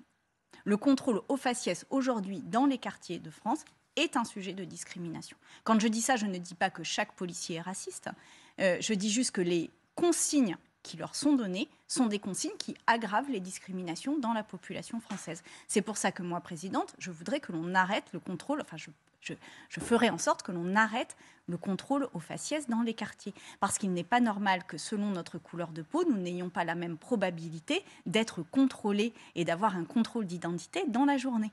Donc oui, il y a une réforme à faire pour assurer l'absence de discrimination dans le maintien de la paix. Yannick Jadot. C'est la suppression du contrôle au faciès, c'est une proposition. La police est-elle raciste? Non. Il y a du racisme dans la police. Il y a des policiers racistes. Est-ce que la police est raciste? Non. Il y a, si vous voulez, il y a des pratiques qui sont éminemment condamnables. Les violences sur les personnes sont insupportables, inacceptables. C'est pourquoi moi je propose que la police des polices, l'IGPN, soit évidemment sortie de son conflit d'intérêts en étant au ministère de l'Intérieur pour être mise chez la défenseuse des droits, pour qu'on ait une autorité indépendante sur les violences policières. Mais c'est plus profondément qu'il faut réformer le ministère de l'Intérieur.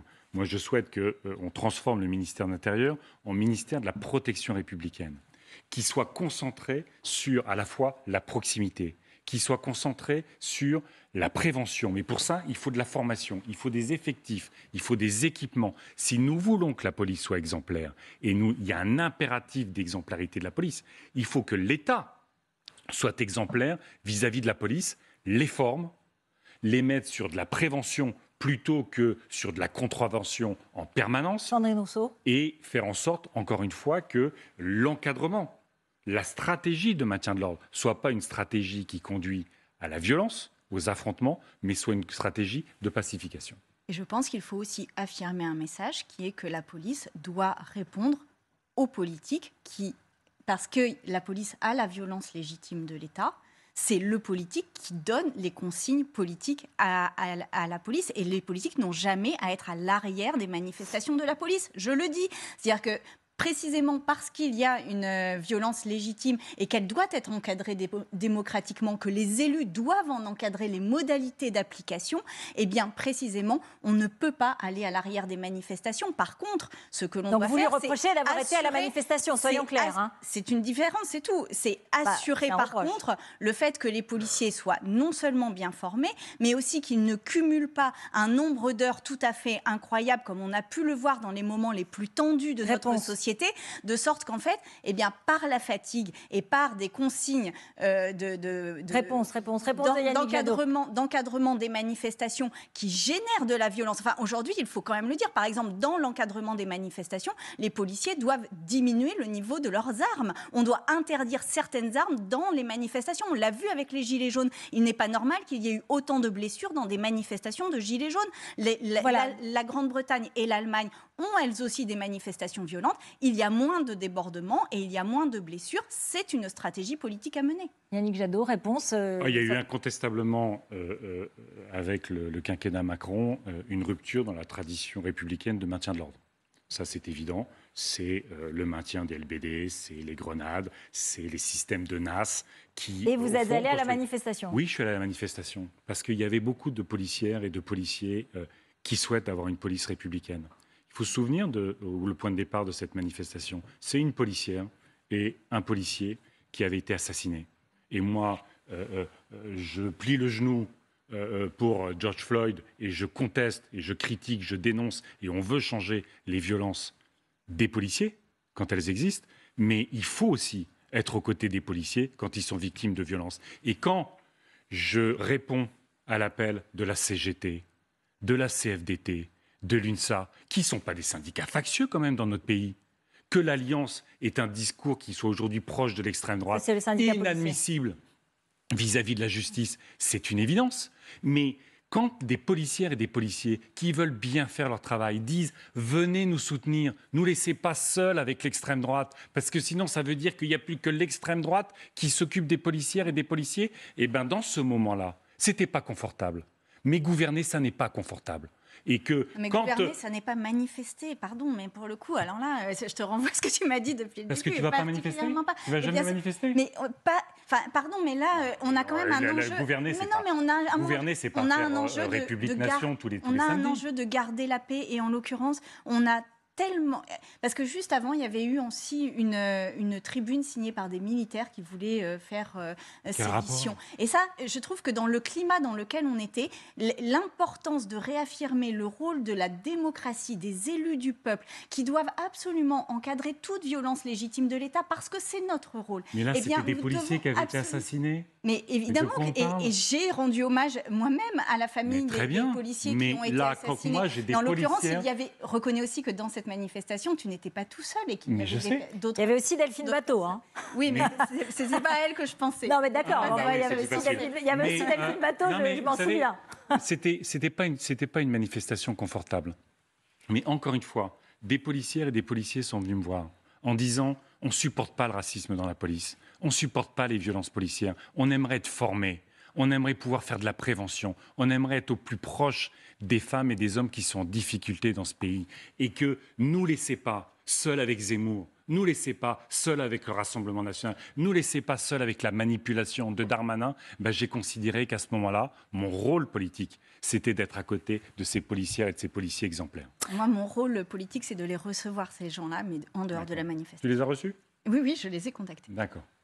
Alors, autre sujet, les discriminations. Sandrine Rousseau, on vous présente, vous me direz si ça vous convient ou pas, hein, je prends de la distance, mais enfin, on vous présente comme une candidate woke. La définition de woke, c'est éveiller, c'est un mouvement aux États-Unis, éveiller aux injustices sociales et raciales, comme une lecture du monde sous l'angle de la défense des minorités. Est-ce que vous acceptez cette définition, vous l'endossez ou pas du tout? Et est-ce que c'est votre grille de lecture à tous les deux ou pas Non, mais woke, c'est en effet être éveillé aux injustices sociales et raciales et économiques. Mais évidemment qu'il faut être éveillé aux injustices sociales, économiques et raciales. Et c'est bien dommage qu'on ne le soit pas davantage éveillé aux injustices économiques, raciales, sexistes, etc. Évidemment que l'on doit être en éveil complet, parce que nous devons faire société. Et que l'égalité aujourd'hui est une promesse qui est en partie non remplie en France. Et ça n'est pas négociable, en fait, à l'aune de la transformation écologique que nous devons mener, puisque cette transformation écologique, eh bien, c'est une transformation de société. C'est aussi une autre manière de faire société, et c'est l'occasion de travailler sur une structure de la société qui nous conduit autant dans le mur que la structure de l'économie ou la structure de notre système de consommation. Donc, aujourd'hui, autant pour protéger la planète que pour protéger les êtres humains qui sont dans cette société, nous devons en revoir la structure. Et la question des discriminations n'est pas un sujet qui est suffisamment investi dans le champ politique pour ce qu'il devrait être. Ce sont des injustices qui sont inacceptables. Et Yannick Jadot, est-ce que vous souscrivez à cette grille de lecture? Est-ce qu'on est seulement défini par son genre, sa couleur de peau? Est-ce qu'on est une victime par essence et donc discriminée? Vous définissez, j'ai entendu, vous avez parlé de la République, le rassemblement, la République. Est-ce qu'il y a une différence entre vous deux sur cette question?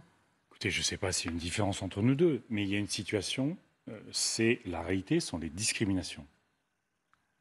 Considérer qu'on est déjà dans une République qui fait son boulot, qui est une et indivisible, qui ne fait pas la différence, qui garantit la citoyenneté pleine et entière à chacune et chacun dans notre pays, c'est faux.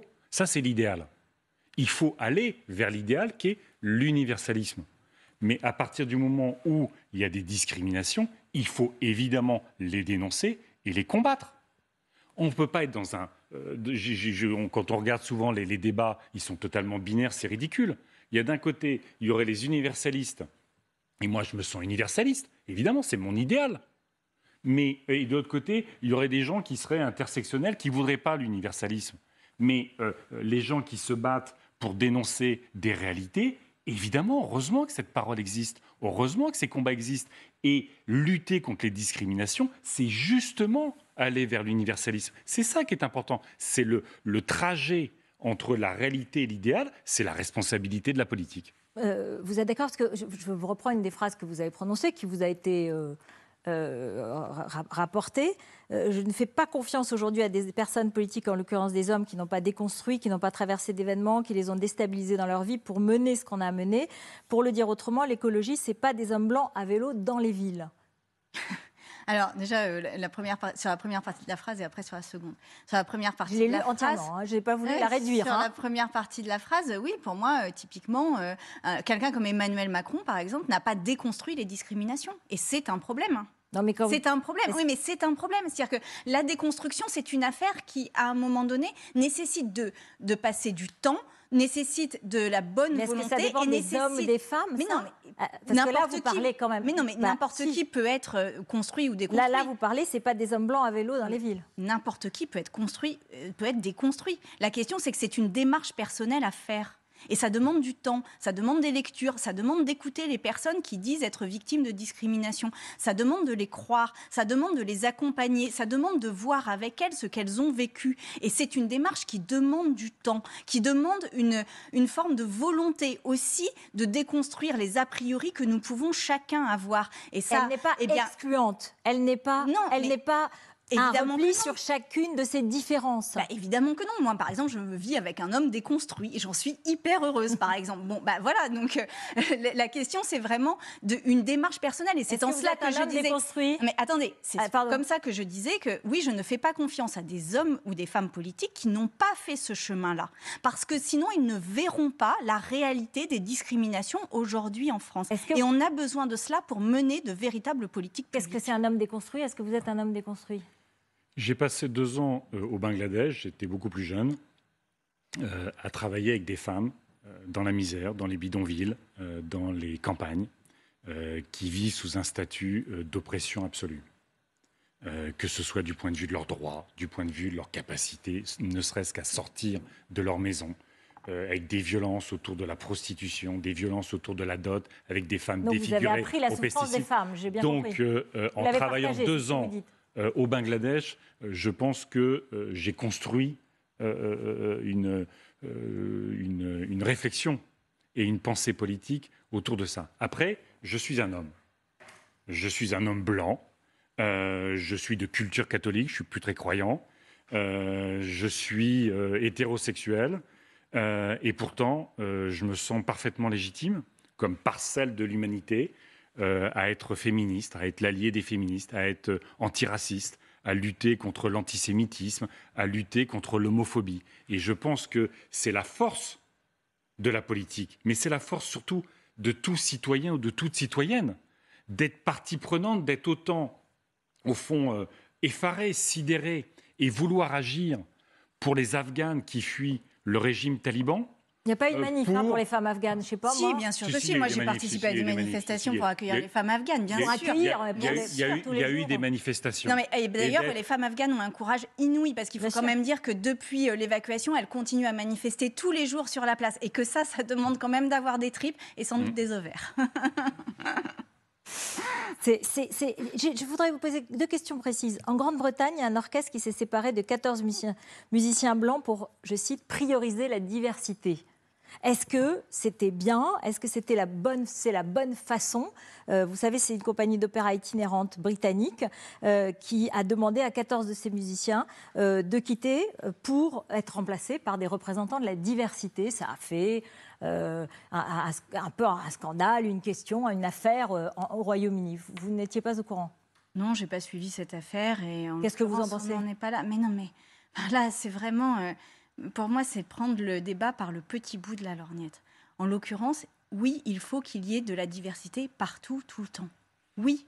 Donc, est-ce qu'on fait comme ça? Est-ce qu'on le fait? Mais on ne va pas virer des gens. Mais la question, c'est qu'au moment où on forme un orchestre, au moment où on crée je ne sais pas moi, une assemblée quelconque, au moment où on désigne les futurs députés d'une assemblée nationale, au moment où on désigne les futurs... Donc on ne déconstruit pas ce qui existe aujourd'hui, si je peux me permettre d'utiliser Mais bien sûr, j'ai passé mon temps à déconstruire Ruth. Enfin là, par contre, le procès qui m'est fait, je me prends une violence inouïe depuis plusieurs semaines, simplement parce que j'ose dire qu'aujourd'hui, dans la société, les discriminations ne sont plus acceptables. En quoi ce discours-là est-il considéré comme quelque chose d'inacceptable en France? Depuis quand a-t-on renoncé au mot qui est inscrit sur tous nos bâtiments publics qui s'appelle l'égalité.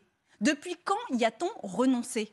Et depuis quand le revendiquer dans l'espace public génère-t-il autant de violence? La question, c'est celle-ci. Comment on l'assure, l'égalité? Et comment, dans la transformation écologique, on le fait? Comment on fait en sorte que, dès lors qu'on prend des mesures écologiques, on ait en permanence en tête le fait qu'il y ait des personnes qui n'ont pas d'argent, qui sont discriminées, et comment elles peuvent s'intégrer et comment elles peuvent ne pas subir ces transformations écologiques? C'est fondamental. Et c'est à l'aune de cela que l'on doit mener l'ensemble de nos politiques publiques. Voilà. C'est votre réponse à toutes ces attaques. C'est intéressant de le faire ce soir. Vous savez, par exemple, une façon de faire en Amérique latine, j'ai signé une tribune avec Paula Forteza, au Mexique notamment, il faut en sorte qu'il y ait la parité absolue, femmes-hommes, à l'Assemblée nationale, dans leur Parlement. Parce que vous mettez en place une proportionnelle et qu'à un moment donné, eh bien, vous garantissez non pas la parité sur les listes, ce qu'on a obtenu en France, mais la parité à la sortie. Réfléchir, je l'ai dit, on est évidemment pour des nouveaux indicateurs de richesse. Il y a eu la loi Eva-Sas pour intégrer l'empreinte écologique, pour intégrer l'éducation, tout ça. Bon, mais on peut parfaitement aujourd'hui, il y a des pays, le Canada, la Nouvelle-Zélande, des villes qui réfléchissent leur budget en fonction du genre. Pour s'assurer que, par exemple, l'effort qu'on fait en ce moment, qu'on devrait faire sur les salaires, notamment dans des secteurs qui sont extrêmement féminisés, eh ben, que les efforts soient plus importants dans ces secteurs-là. Vous n'avez pas vu, je ne sais pas si dans les Échos, j'ai vu une étude de l'APEC ce matin, qui dit qu'en 2020, la différence de salaire entre les hommes et les femmes a augmenté. Vous vous rendez compte? On est à rebours totalement de l'histoire. Eh bien, imposer, comme en Islande par exemple, qu'une entreprise a la charge de la preuve d'expliquer les différences de salaire entre les femmes et les hommes, eh ben, je peux vous dire qu'en Islande, le rattrapage se fait très rapidement. Je veux rester sur les anecdotes, je fais exprès parce que ça suscite des débats, des commentaires et d'une certaine façon... J'ai pas répondu sur l'homme blanc à vélo d'ailleurs. Pardon? J'ai pas répondu sur l'homme blanc à vélo d'ailleurs. Sur l'homme blanc, pardon, à vélo? Sur l'homme blanc à vélo. Si vous voulez le faire, allez-y. Eh bien, quand je parlais de l'homme blanc à vélo, je parlais d'une image d'Épinal de l'écologie et que précisément, pour moi, l'écologie est une écologie plurielle, une écologie forte, diverse, une écologie de femmes et d'hommes, une écologie de personnes qui n'ont pas de vélo, qui n'ont pas de capacité non plus à monter sur un vélo, autant que de personnes, d'hommes blancs qui prennent le vélo. Et c'est ça que je voulais dire par cette phrase-là. Et finalement, la provocation de cette phrase a suscité le débat autour de l'usage du vélo dans les villes et j'en suis très heureuse. Et aussi des hommes blancs. Donc voilà, c'était une explication et c'est très bien. Bon, je continue quand même là-dessus parce que quand le maire de Lyon, Grégory Doucet, a dévoilé en septembre, lors de la rentrée scolaire, des cours de récréation dégenrés, avec une absence de cages de foot remplacées par des bacs de copeaux en bois, il y a des enfants, des garçons et des filles qui ont dit « mais on a envie de jouer au foot, pourquoi il n'y a plus ? Pourquoi il n'y a plus de poteaux de foot ?» Oui, mais je vous pose la question parce que c'est de cela qu'on parle aussi autour d'une table. Et c'est normal qu'on vous pose ces questions et qu'on veut savoir ce que vous en pensez. Les cours de récréation sont un des premiers lieux d'inégalité. Et donc il faut faire ça. L'espace occupé par les filles et les garçons dans les cours de récréation n'est pas le même.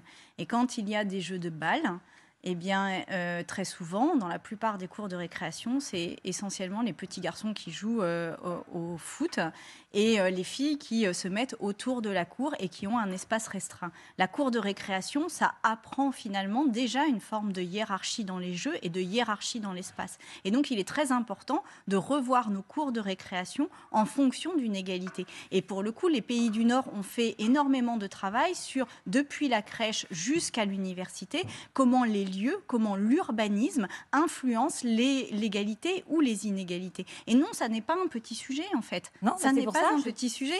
Et c'est un sujet parce que il y en a qui disent ça serait bien juste que les filles fassent du foot, quoi, en fait.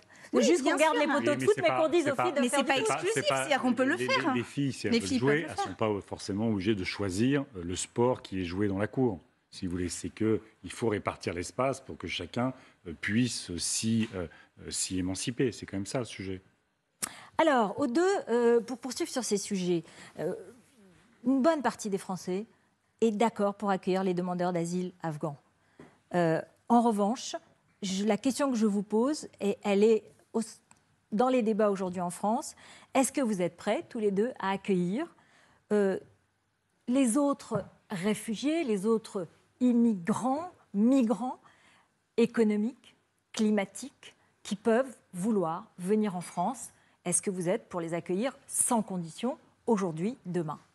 Sandrine Rousseau. Les migrations climatiques vont se développer et vont s'accentuer. Et on a Damien Carême, encore une fois, dans la salle, qui a fait un travail tout à fait incroyable d'accueil digne des personnes qui arrivaient dans sa commune de Grande-Synthe. Et je suis allée plusieurs fois visiter le camp de Grande-Synthe et voir tout l'investissement public qui a été mené.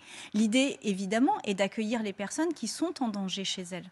Donc, et oui, on a perdu notre part d'humanité là-dessus. Ce que l'on fait subir aux personnes qui arrivent en France est indigne. Quand on voit que des coups de canif sont mis dans les tentes dès 5 heures du matin ou 6 heures du matin et que tous les jours on humilie des personnes simplement parce qu'elles sont arrivées jusqu'en France, quand on voit que le renouvellement des titres de séjour est un véritable parcours du combattant dans les préfectures parce qu'il faut faire des queues oui, vous me répondez à la question. Oui, et je le dis, l'État doit prendre sa responsabilité non seulement pour les accueillir, mais pour les accueillir dignement, donc pas juste pour les accueillir. Tous les migrants qui taperaient à la porte de la France. Mais c'est une obligation internationale. Pourquoi c'est une obligation internationale? C'est parce qu'à un moment donné, l'enjeu, c'est de sauver des vies. C'est le seul sujet. On a déjà discuté dans le premier débat. C'est quoi l'alternative? C'est quoi l'alternative de ne pas accueillir une Afghane qui fuit le régime taliban? Alors, je parlais des autres, parce qu'est-ce qui se passe au niveau européen? Et c'est évidemment une politique européenne très très forte que nous devons engager. Parce qu'on voit bien que chacun se file la patate chaude et qu'à un moment donné, les réfugiés, les migrants se retrouvent dans le désert du Libye, persécutés. Donc, et on a 1000 personnes déjà mortes en Méditerranée cette année, 20 000 depuis 2014. C'est ça notre politique, ça ne peut pas être ça. Ça ne peut pas être ça. Donc effectivement, il y a un droit qui s'appelle le droit d'asile, on accueille les personnes. Merci beaucoup. On va accueillir tout de suite Sophie de Ravinel du Figaro. Merci de nous rejoindre. Et Adrien Gindre, TF1 LCI, pour compléter quelques questions et finalement faire une forme de droit de suite et avec Adrien de voir quelques questions politiques. Sophie de Ravinel. Absolument. Alors moi, je vais revenir un tout petit peu en arrière dans l'émission. J'avais envie de vous... On vous a beaucoup entendu ces derniers temps, depuis très longtemps, depuis toujours, c'est votre discours constant, nous parler des limites que la crise de l'écologie impose, des limites de production, de consommation, d'exploitation. Et vous parlez aussi beaucoup des droits humains. Je me demandais, est-ce que vous mettez une limite ou non à l'augmentation des capacités du corps humain? Je serais curieuse de savoir si vous y mettez une limite et laquelle. Et est-ce que vous voyez là-dedans des nouveaux droits ou au contraire le risque d'une nouvelle industrie? Transhumanisme. Alors clairement sur le transhumanisme, je vois le risque d'une nouvelle industrie et je vois surtout le risque d'une modification du vivant. Après, la recherche là-dessus est importante, notamment pour gérer un certain nombre de handicaps, par exemple, et qui peut avoir des applications sur des personnes souffrant de maladies ou de handicaps. Oui.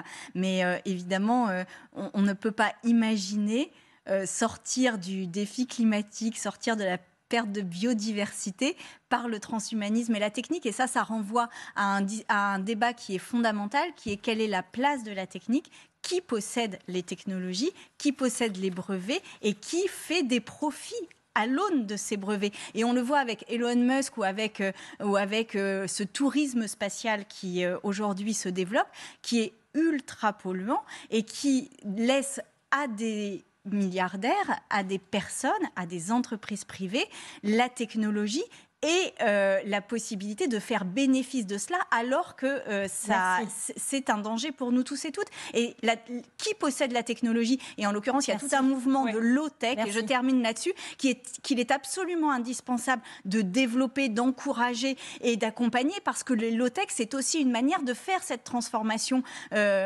industrielle, cette transformation écologique. Et les solutions ne seront pas que techniques et technologiques, elles seront même essentiellement dans une forme de réorganisation sociale et de réorganisation Est-ce que vous avez une question pour Yannick Jadot? Oui, absolument. J'ai quand même une question aussi pour vous, Yannick Merci. Jadot. Je vais vous dire, gentil. Vous n'êtes plus seulement au deuxième tour de cette primaire, vous êtes au deuxième tour de la présidentielle. Oui. Là, les bourses commencent un petit peu à se poser des questions, à frémir, à frétiller, voire elles risquent de s'affoler à l'idée d'avoir un écologiste à la tête Quelle idée de l'État. pourquoi ça ? Qu'est-ce que vous faites pour les rassurer? Qu'est-ce que vous proposez comme échéancier pour éviter, pour ne pas faire peur aux investisseurs? Mais quelle idée que les investisseurs seraient affolés par la transition écologique. Par votre programme économique? Et quelle idée? Pourquoi? Il n'y a Non, mais rien pourquoi? qui Donnez-moi une puisse- raison il n'y qui a rien affolerait. puisse Bah, leur faire peur, selon prenons vous. par exemple les investissements dans les énergies. D'accord? Dans le monde, Oui. 90% des investissements dans les nouvelles capacités de production électrique. D'accord? Quand on crée une installation pour produire l'électricité. Aujourd'hui, ce sont les énergies renouvelables. Investir sur la rénovation des logements, c'est un investissement extrêmement rentable pour les familles, pour les artisans. Donc pas d'inquiétude. Quand nous mettons en place... Pas d'inquiétude, Quand pas nous- d'inquiétude, c'est ce Mais que vous non, dites. bien sûr que non. Quand nous mettons Vous en avez place... quand même revendiqué votre proximité avec Delphine Bateau, qui elle a une politique très décroissante. Et quand vous parlez d'énergie à 100% renouvelable, il y a aussi une part de décroissance. Il y a aussi une part... C'est les économies d'énergie, c'est des artisans, c'est des PME, c'est Vous n'avez des pas peur qu'il entreprises y ait des craintes sur sur tous le nos mode de territoires. financement de Et si l'un ça ou l'autre Mais de attendez, votre Et si programme ça s'emballe, il si. se passe quoi en fait? Si Est-ce que tu- c'est que grave? je peux peut-être finir Ça, ma c'est réponse? la Si ça question. s'emballe, est-ce que c'est grave? Attendez, Sandrine Rousseau, Ça- vous êtes un peu en avance. Ouais. Non, mais très bien. Alors, Attendez. répondez, Moi- Yannick Jadot. Là, l'économie que nous portons, Est-ce que c'est grave si ça une s'emballe économie qui a du sens. C'est une économie qui, à la fois, redonne du sens au travail dans l'entreprise, qui redonne du sens à l'entreprise et qui redonne du sens à la société. Quand on se bat sur l'économie circulaire, réparation, réutilisation, recyclage, la fin de l'obsolescence programmée, c'est des entreprises sur tous nos territoires, des services sur tous nos territoires. Tout ça est très bénéfique pour l'initiative. Et puis, à la fin, mon sujet, c'est de rassurer les femmes et les hommes qui sont victimes de la malbouffe, qui sont victimes de la Avant les pollution de l'air, investisseurs. qui sont victimes du dérèglement climatique, celles et ceux que j'ai vus victimes des inondations ou des méga-feux de forêt. C'est de rassurer les jeunes pour qu'ils aient un parcours de vie qui soit un parcours de vie épanouissant. Mon sujet, c'est pas de rassurer le lobby de l'agroalimentaire.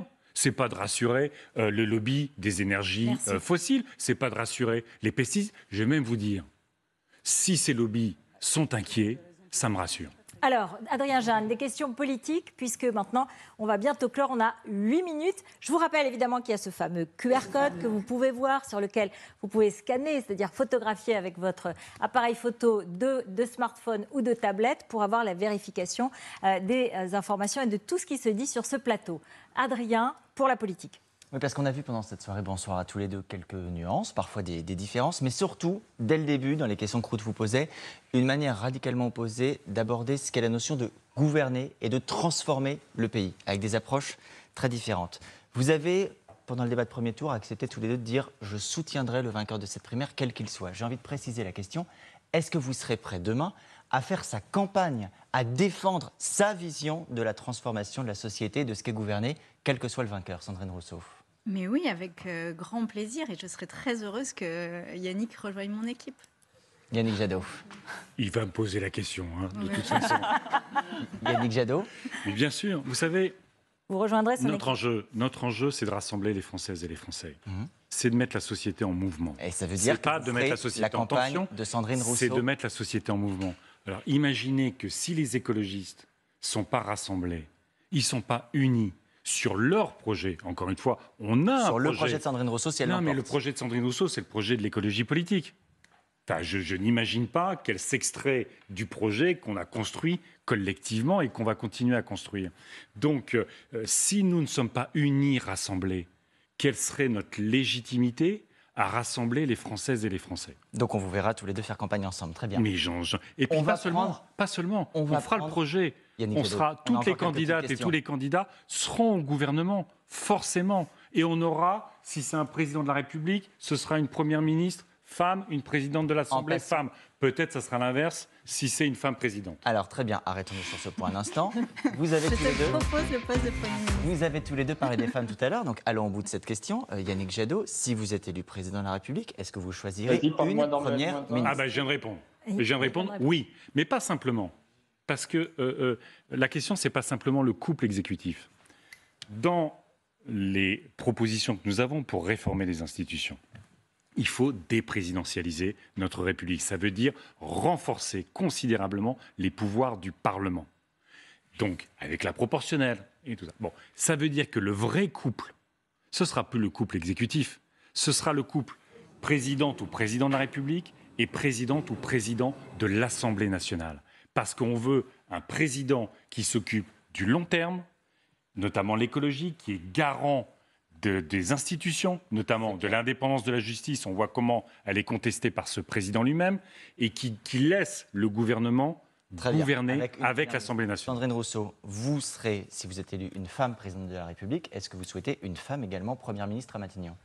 Ah ben, ce serait une sacrée révolution Ce sera que votre d'avoir décision en tant que deux présidente. femmes. Et en l'occurrence, pourquoi pas, mais surtout, voyons déjà comment réformer le présidentialisme, parce que, et peut-être que précisément mon parcours, qui je suis, permettra de le faire plus facilement. Parce qu'on voit qu'on est sorti d'1 an et demi de présidentialisme à outrance. On est sorti d'un quinquennat de présidentialisme de nausée presque, ad nauseam. Tellement on attendait les annonces du 20h de manière permanente et tellement on a l'impression que le pouvoir est incarné par un seul homme en France. Moi, ce que je voudrais, c'est sortir de ce système-là et faire en sorte qu'en parce effet... que c'est un homme ou parce que les Non, mais non, une femme pourrait faire exactement la même chose. Ce que je vous dis, c'est que moi, je ne porte pas ça dans la présidentielle et que je voudrais que l'on réforme ce statut du président de la République et faire en sorte que le Parlement soit le cœur battant de notre démocratie, faire en sorte que les territoires soient le cœur battant de notre démocratie. Alors, et faire en sorte que l'on puisse s'appuyer sur les collectifs citoyens, justement, notamment, qui sont partout en France ultra mobilisés. Qui dit Parlement, pour l'un comme pour l'autre, veut dire aussi majorité. Demain, peut-être que les écologistes auront cette majorité eux seuls, peut-être qu'ils devront gouverner avec d'autres forces. Sandrine Rousseau, on vous a vu par exemple aller aux Journées d'été de la France Insoumise. Yannick Jadot, il y a 5 ans, vous vous étiez retiré pour un candidat qui à l'époque était socialiste. Est-ce que demain, vous pourriez travailler avec Anne Hidalgo, peut-être derrière Anne Hidalgo si votre campagne ne décolle pas? Non. Pourquoi? Parce que aujourd'hui, la force propulsive, y compris issue avec les valeurs de la gauche, qui donnent du sens aux valeurs de la gauche, de solidarité, de justice sociale, de conquête démocratique, c'est l'écologie qu'ils portent. Dans les 10 dernières années, il ne vous a pas échappé, les socialistes ont gouverné 5 ans. On ne s'est pas réveillé le matin en se disant « Waouh, quelle transition écolo, waouh, quelle justice sociale, waouh, quelle réforme de décentralisation, quel renforcement de la démocratie ». Donc il faut un projet cohérent. Il faut des femmes et des hommes déterminés, convaincus, sincères, qui ne transigeront jamais sur le climat, la biodiversité et qui ne transigeront jamais vis-à-vis des lobbies. Et pour ça, c'est le projet écologiste. C'est ce que font les socialistes alors pour vous? Ils transigent. Ah bah oui, ils ont transigé quand ils ont gouverné. Y compris Anne Hidalgo. Mais il n'a pas gouverné à ce stade. Écoutez, regardez, y compris dans les régions. Qui est dans la mairie, y compris dans les régions. De Paris avec des écologistes, bien avec sûr, des Verts. Mais justement, poussé par les écologistes, peut-être que demain, pour en faire par plus. Des écologistes, elle eh pourra bien faire non, la même chose là, on n'a plus le temps. En fait, on n'a plus le temps. Donc, ce sera le projet écologiste avec une candidature écologiste. Et je peux vous garantir que si je suis désigné candidat des écologistes pour la présidentielle, ce sera un bulletin vert en avril 2022 avec une grande capacité de rassemblement. Parce que les humanistes et les progressistes nous rejoindront. Sandrine Rousseau, je disais à l'instant, on vous a vu aux côtés de Jean-Luc Mélenchon, des Insoumis. Est-ce que ça veut dire que demain, une fois désignée candidate des Verts, vous chercherez aussi à obtenir un rapprochement, un rassemblement avec les Insoumis? Alors, 2 choses là-dessus. La première, c'est que je pense que la présidentielle va se gagner sur le fait de faire quelque chose qui rassemble, qui éveille l'espoir, qui suscite l'enthousiasme et qui tranche dans le discours politique et le paysage politique tel qu'on le connaît actuellement. Je pense que ce qui devrait nous occuper du matin jusqu'au soir, c'est l'abstention. Parce qu'aujourd'hui, c'est le parti majoritaire de France. Ça et 70%. Non, mais j'y viens. Et donc, il y a d'abord cet élan à mener, ce débat, cette incarnation poser des mots nouveaux dans le débat politique, affirmer des valeurs dans le débat politique et susciter grâce à ça un engouement derrière une ligne politique. Et ensuite, une fois que l'on a fait ça, eh bien moi je dis aux socialistes à qui je tends la main, mais venez. Justement, parce que vous n'avez pas toujours été au rendez-vous de l'histoire sur l'écologie, maintenant vous avez une chance de vous rattraper. Venez avec nous. Venez avec nous. Et je dis à la France insoumise, vous avez un projet de rupture. Moi, je porte un projet antilibéral et de transformation radicale de l'économie de notre société. Venez. Venez et on fait ensemble. Et c'est ça, en fait, l'arc humaniste. Mais sauf qu'aujourd'hui, l'écologie est la force motrice, émancipatrice, innovante de la gauche et qu'il nous faut poursuivre cette dynamique-là. Yannick Jadot, une petite question juste pour vous, Sandrine Rousseau, parce que la primaire populaire, qui est cette élection primaire qui a 100 000 adhérents, parle de vous parmi les candidats. C'est une sorte de concurrence à la primaire des Verts. C'est un autre processus. Si jamais vous désignez comme candidate, vous choisiriez quoi ? Ah ben, la primaire des Verts va me désigner. Donc après, moi je respecte. Non mais juste, je respecte. D'accord, mais donc après, il y a pas. Les règles de Je respecte.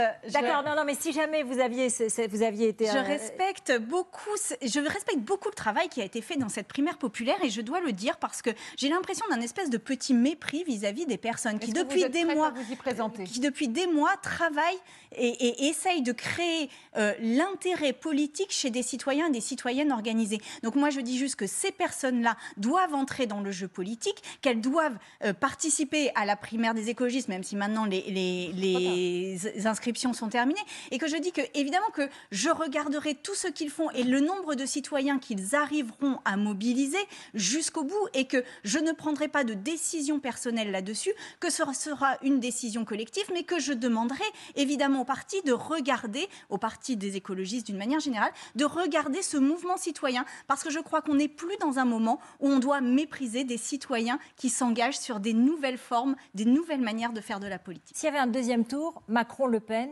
Yannick Jadot, vous votez pour qui ? Je vote Jadot. Non, mais c'est une réponse extrêmement sérieuse.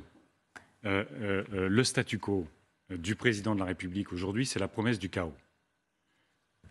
Marine Le Pen, c'est une sorte de combo entre Orban, Kaczynski en Pologne, Trump et Bolsonaro. Et en 2017, vous aviez appelé à voter. Bien sûr, mais moi j'ai toujours choisi, j'ai toujours été un républicain.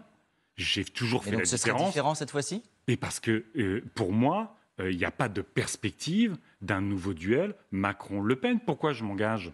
Je m'engage pour qu'on ait une dynamique autour de l'écologie, que ce ne soit pas un vote de refus, un vote de rejet, que ce soit un vote d'adhésion. Sinon, notre pays, il va aller à la catastrophe. Regardez ce qu'a fait Emmanuel Macron de ce quinquennat. Merci. Même question pour Même Sandrine réponse, Rousseau. puis ce sera Sandrine Rousseau. Même réponse. Merci beaucoup. C'est donc l'heure des conclusions. Merci à tous les deux.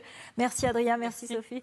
Et c'est Yannick Jadot qui a été tiré au sort pour faire la première conclusion. Donc, c'est à vous. Je voudrais m'adresser, pour conclure, aux 122 670 personnes qui se sont inscrites à la primaire de l'écologie. Vous êtes devenus la famille écologiste. Vous savez, moi, ça fait plus de 10 ans que je suis dans Europe Écologie Les Verts. Et en étant parfaitement loyal, y compris dans les moments difficiles, j'ai toujours défendu le dépassement d'Europe Écologie Les Verts. Et là, on a une opportunité historique que ces 122 670 personnes soient la nouvelle équipe de France de l'écologie. Que toutes ces personnes, on travaille sur le projet, on travaille sur la campagne et on travaille à convaincre les Françaises et les Français de participer à cette grande aventure. Parce que nous avons un impératif. Cet impératif, c'est de gagner l'élection présidentielle et de gouverner. Nous avons un impératif, c'est de transformer le formidable espoir qui est dans ce pays, autour d'une écologie sociale et républicaine, de transformer cet espoir en victoire. Je compte sur vous. Sandrine Rousseau. Alors la primaire des écologistes nous a montré que la mobilisation pouvait être autour de l'écologie. 122 000 personnes, et merci à vous de vous être inscrits et inscrites à cette primaire. Ce moment-là a été un moment de débat, le premier tour a été un moment de débat intense, où on a réussi à porter des mots, à porter des valeurs, à porter un récit qui soit différent des autres offres politiques. Grâce à Delphine Batho, on a réussi à parler de décroissance et de chute et de transformation du présidentialisme. Grâce à Éric Piolle, on a parlé d'un humanisme renouvelé et d'alliance et d'un arc humaniste. Ce que je vous dis aujourd'hui, c'est que toutes ces valeurs-là, je les porterai après la désignation de mardi prochain. Je continuerai à porter toute cette effervescence, toute cette réflexion autour de notre démocratie, autour de notre projet de société, jusqu'à la présidentielle. Et ce que je voudrais vous dire, c'est que nous sommes à un moment clé de notre histoire. Nous avons des défis majeurs à relever. Et que pour cela, il nous faut de la sincérité, il nous faut du courage, que c'est finalement le combat de nos vies. Ça pourrait être cette primaire, ce deuxième tour, le premier jour du reste de nos vies. Vraiment, soyons au rendez-vous, ouvrons des perspectives, gagnons ensemble. Merci beaucoup. Merci à tous les deux. Tout de suite, Éric Brunet avec Julia Mette reviennent sur ce débat. Et moi, je vous retrouve demain. Merci beaucoup d'avoir accepté ce débat. Bravo. Merci beaucoup.